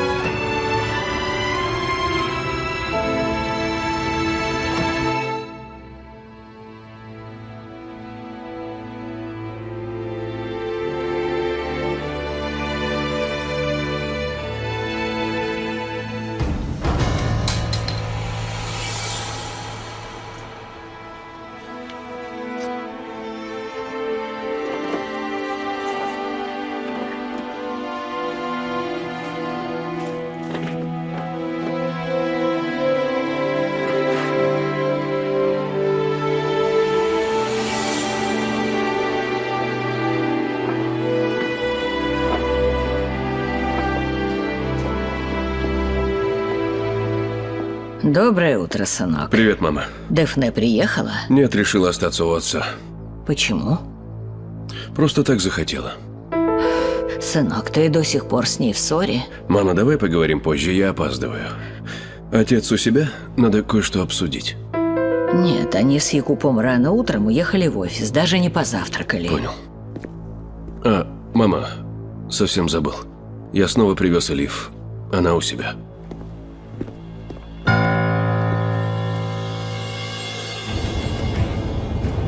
Как успехи?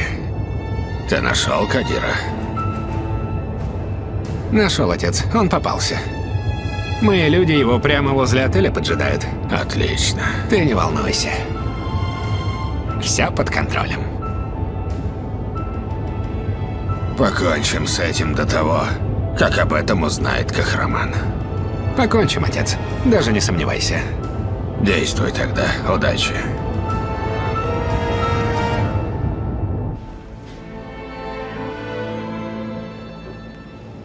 Поправляйтесь, Кадир-бей. Большое спасибо.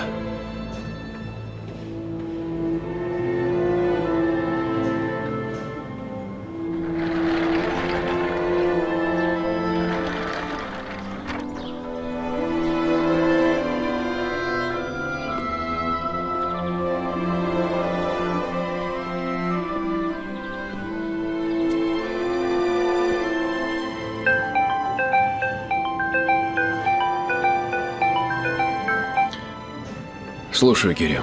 Айхан, друг, здравствуй. Да, встретимся, если свободен. В тот день ты хотел мне что-то сказать, но прервался и ушел. После этого я звонил тебе, но у тебя был выключен телефон. Я был очень занят, прости. Но сегодня мы можем встретиться. Ты прав. Надо закончить тот начатый разговор. Ладно. Сегодня я свободен. До встречи, Кирем. Увидимся, Айхан.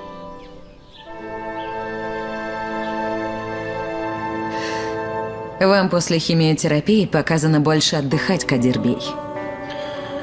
Доктор, у меня почти не остается времени на отдых. Никто не знает этого наверняка, Кадир-бей. Знаете, моя мечта провести остаток своих дней с женой и сыном. В случае необходимости вам следует принимать лекарства и болеутоляющие. Они у меня с собой. Спасибо. Давайте я помогу.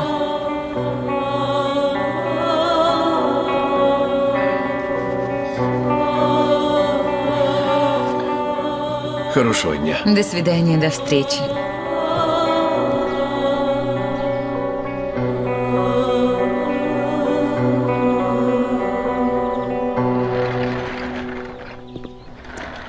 Дядя, доброе утро. Доброе утро. Как дела? О Максуте что-нибудь известно?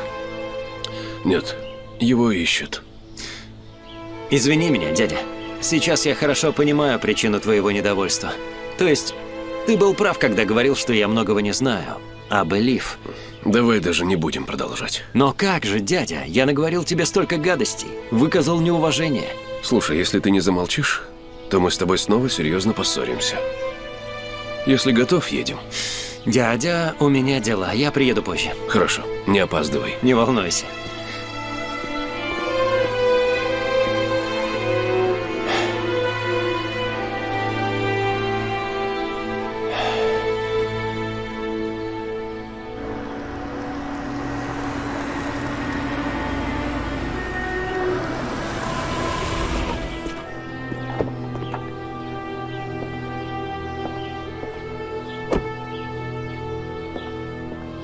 Кахраман, мы можем поговорить? Мне нужно на работу, Дафне. Поговорим позже.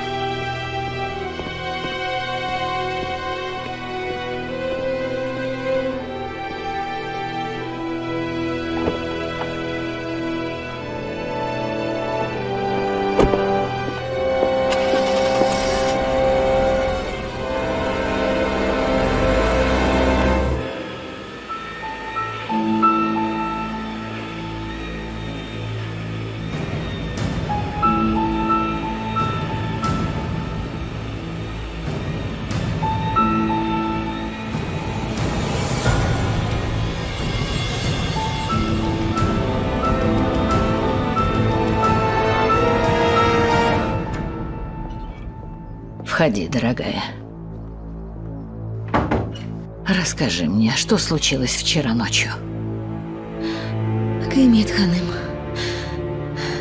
Спросите об этом Кахраманбея, прошу. Я не буду говорить. Я тебя спрашиваю. Хочу услышать твою версию. Почему Кахраман снова привез тебя к нам в дом?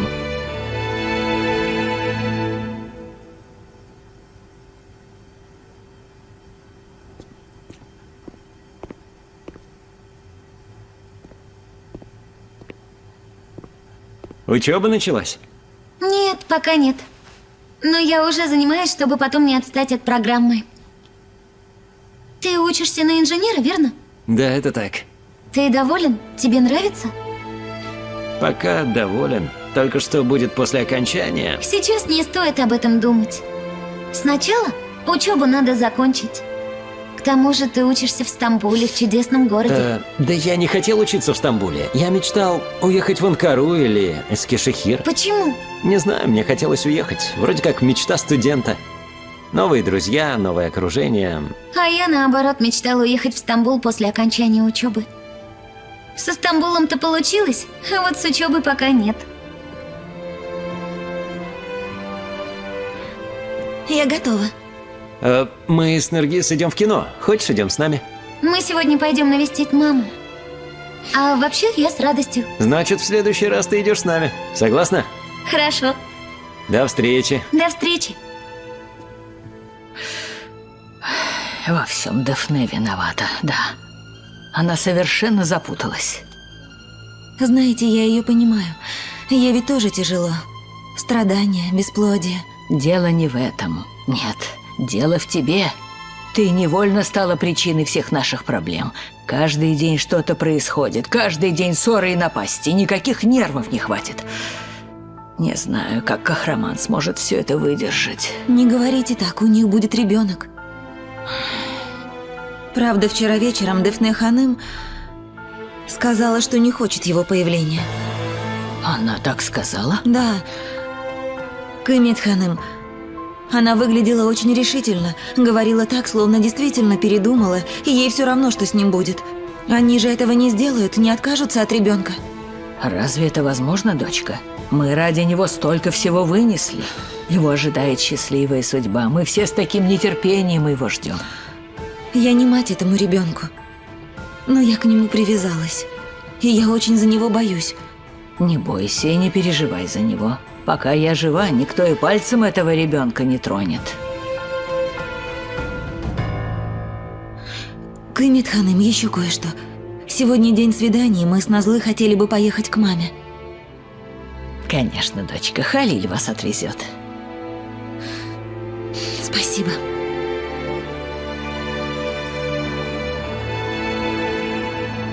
Ты уверена, дочка? Я говорила со своим преподавателем. Тебе дадут условный срок, так как это была самооборона. Аллах, Элиф говорила, что у меня хороший адвокат. Вот этого я не знаю. Но скажи об этом Элиф, когда она придет. Я оставлю для нее номер преподавателя. Пусть позвонит и поговорит с ним. Значит, меня выпустят, да? Точно не скажу, но это вполне вероятно. Помоги, Аллах.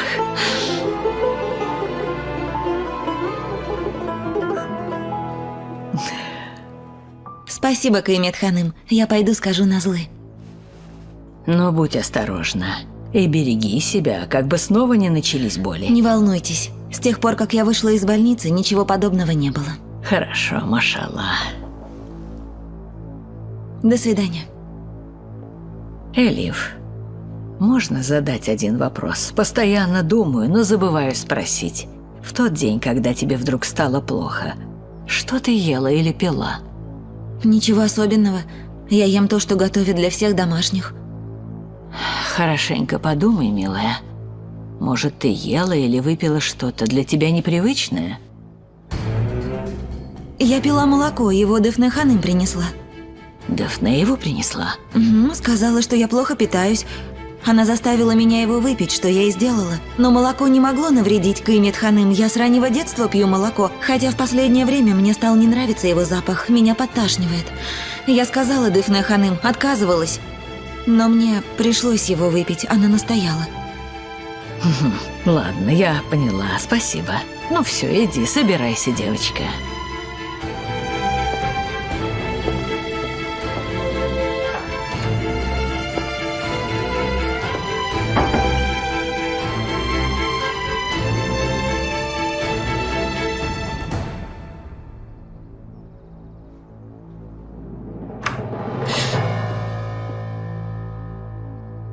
А где Элиф? Не знаю. Скажи ей, чтоб зашла.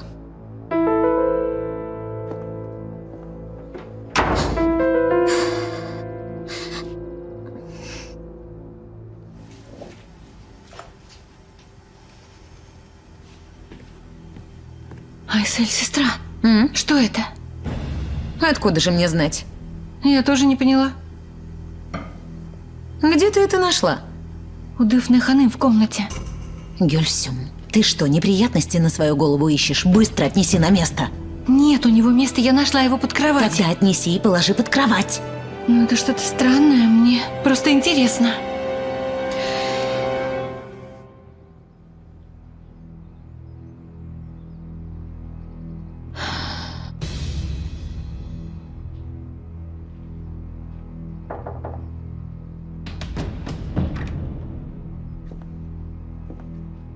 Вы меня звали?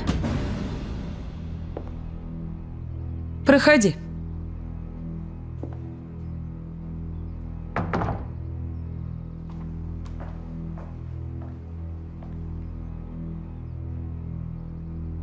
Садись.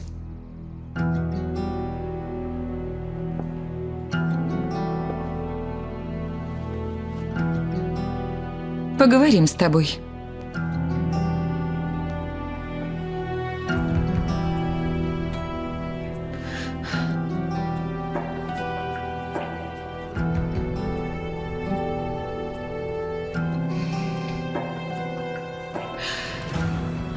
Я в курсе, что было вчера. Я не знала, что приезжал Максут. Ничего страшного, Дафне Ханым. Я не собираюсь просить у тебя прощения. Мне все равно, что ты думаешь и что чувствуешь. Ты для меня пустое место, понятно? Единственный, кто меня волнует, это Кахраман.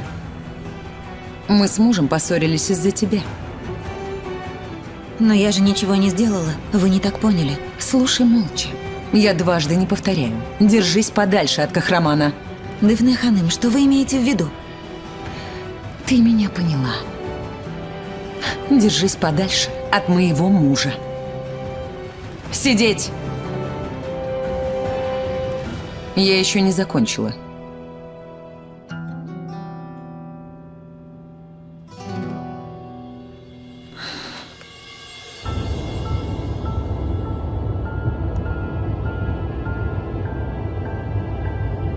Слушаю, Кахраман. Отец, ты в офисе? Да. Мы можем поговорить? Желательно не на работе. Что случилось, сын? Насчет Кадира. Папа, Я здесь. Я здесь.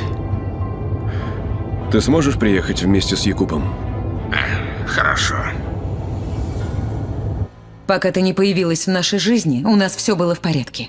Не было детей, но было взаимопонимание. Из-за тебя я ругаюсь с мужем каждый день. Ты принесла в наш дом проблемы. В чем я виновата, Дафне Ханым? Хватит прикидываться невинной овечкой. Меня не растрогать фальшивыми слезами. С самого первого дня я поняла, чего ты добиваешься. Ты нагло пытаешься увести у меня мужа. Что? Ты слышала? Дафне Ханым, что вы такое говорите? Я не смею претендовать на чужое счастье. И правильно. Кто ты и кто Кахраман? Дафне Ханым. Я сказала все, что хотела. Увижу тебя еще раз с Кахраманом, вылетишь отсюда. Ты меня плохо знаешь. Не представляешь, на что я способна. Ты от меня так просто не отделаешься. Я тебе даже грязную рубашку Кахрамана не отдам. Ну хватит! Я больше не могу слушать этот бред.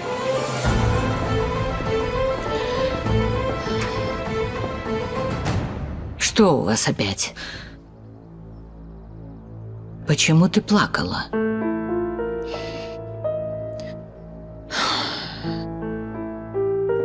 Все нормально.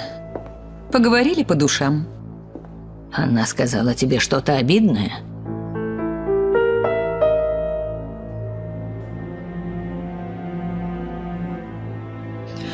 С вашего позволения.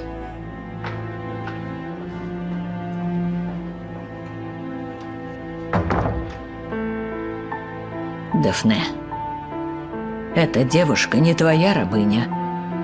И свои эмоции вымещать на ней не надо. Она точно ни в чем не виновата. Никто ни в чем не виноват, мама. Кроме вас.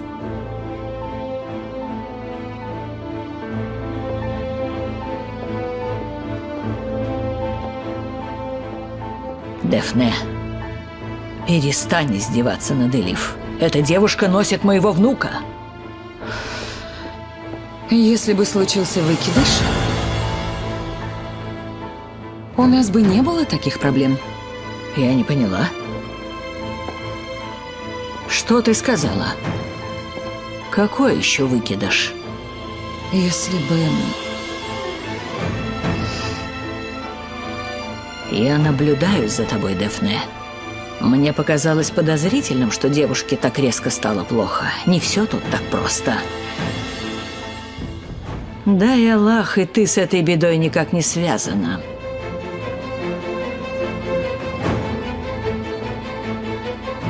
Надеюсь.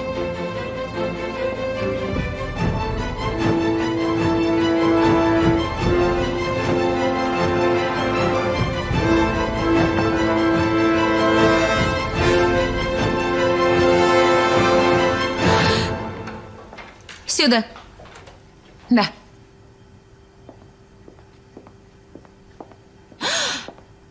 Что это? Пахлава. Поливаем шербетом. А я вам что говорила? Я же говорила, что запрещаю в этом доме выпечку. Ах, Шукран, ты то одно говоришь, то другое. Зиябей попросила, ему захотелось. Мы добавили много орехов, как он любит, очень вкусно. Но если не хочешь, можешь даже не пробовать, Шукран, если ты боишься поправиться. А где взаимосвязь? Я просто о родителях думаю. Они же пожилые и не занимаются спортом, как я. Сколько ты сегодня прошла? Уже не считаешь? Я решила вывести свои занятия на более профессиональный уровень. Отныне я буду заниматься с коучем. С коучем? Угу. Это что-то вроде личного тренера, Айсель.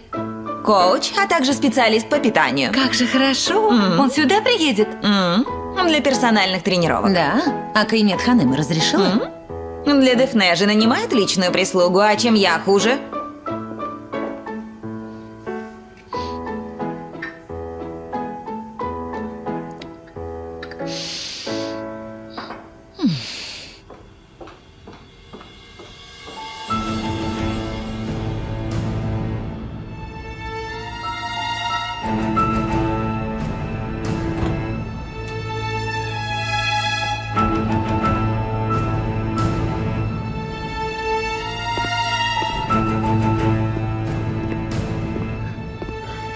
Прошу прощения.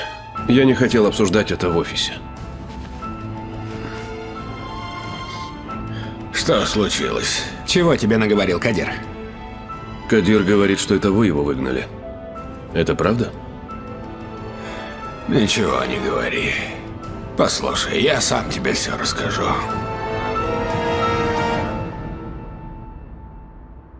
Айхан, брат, ты болен? Ты что-то очень бледный. Просто устал. Что закажете? Что будешь пить? Мне кофе с молоком. А мне стакан воды. Дружище, в прошлый раз ты начал рассказывать про моего отца. Я места себе не нахожу. Неужели ты был знаком с моим отцом? Верно. Как это? Вы были друзьями? Давай рассказывай живее, не томи.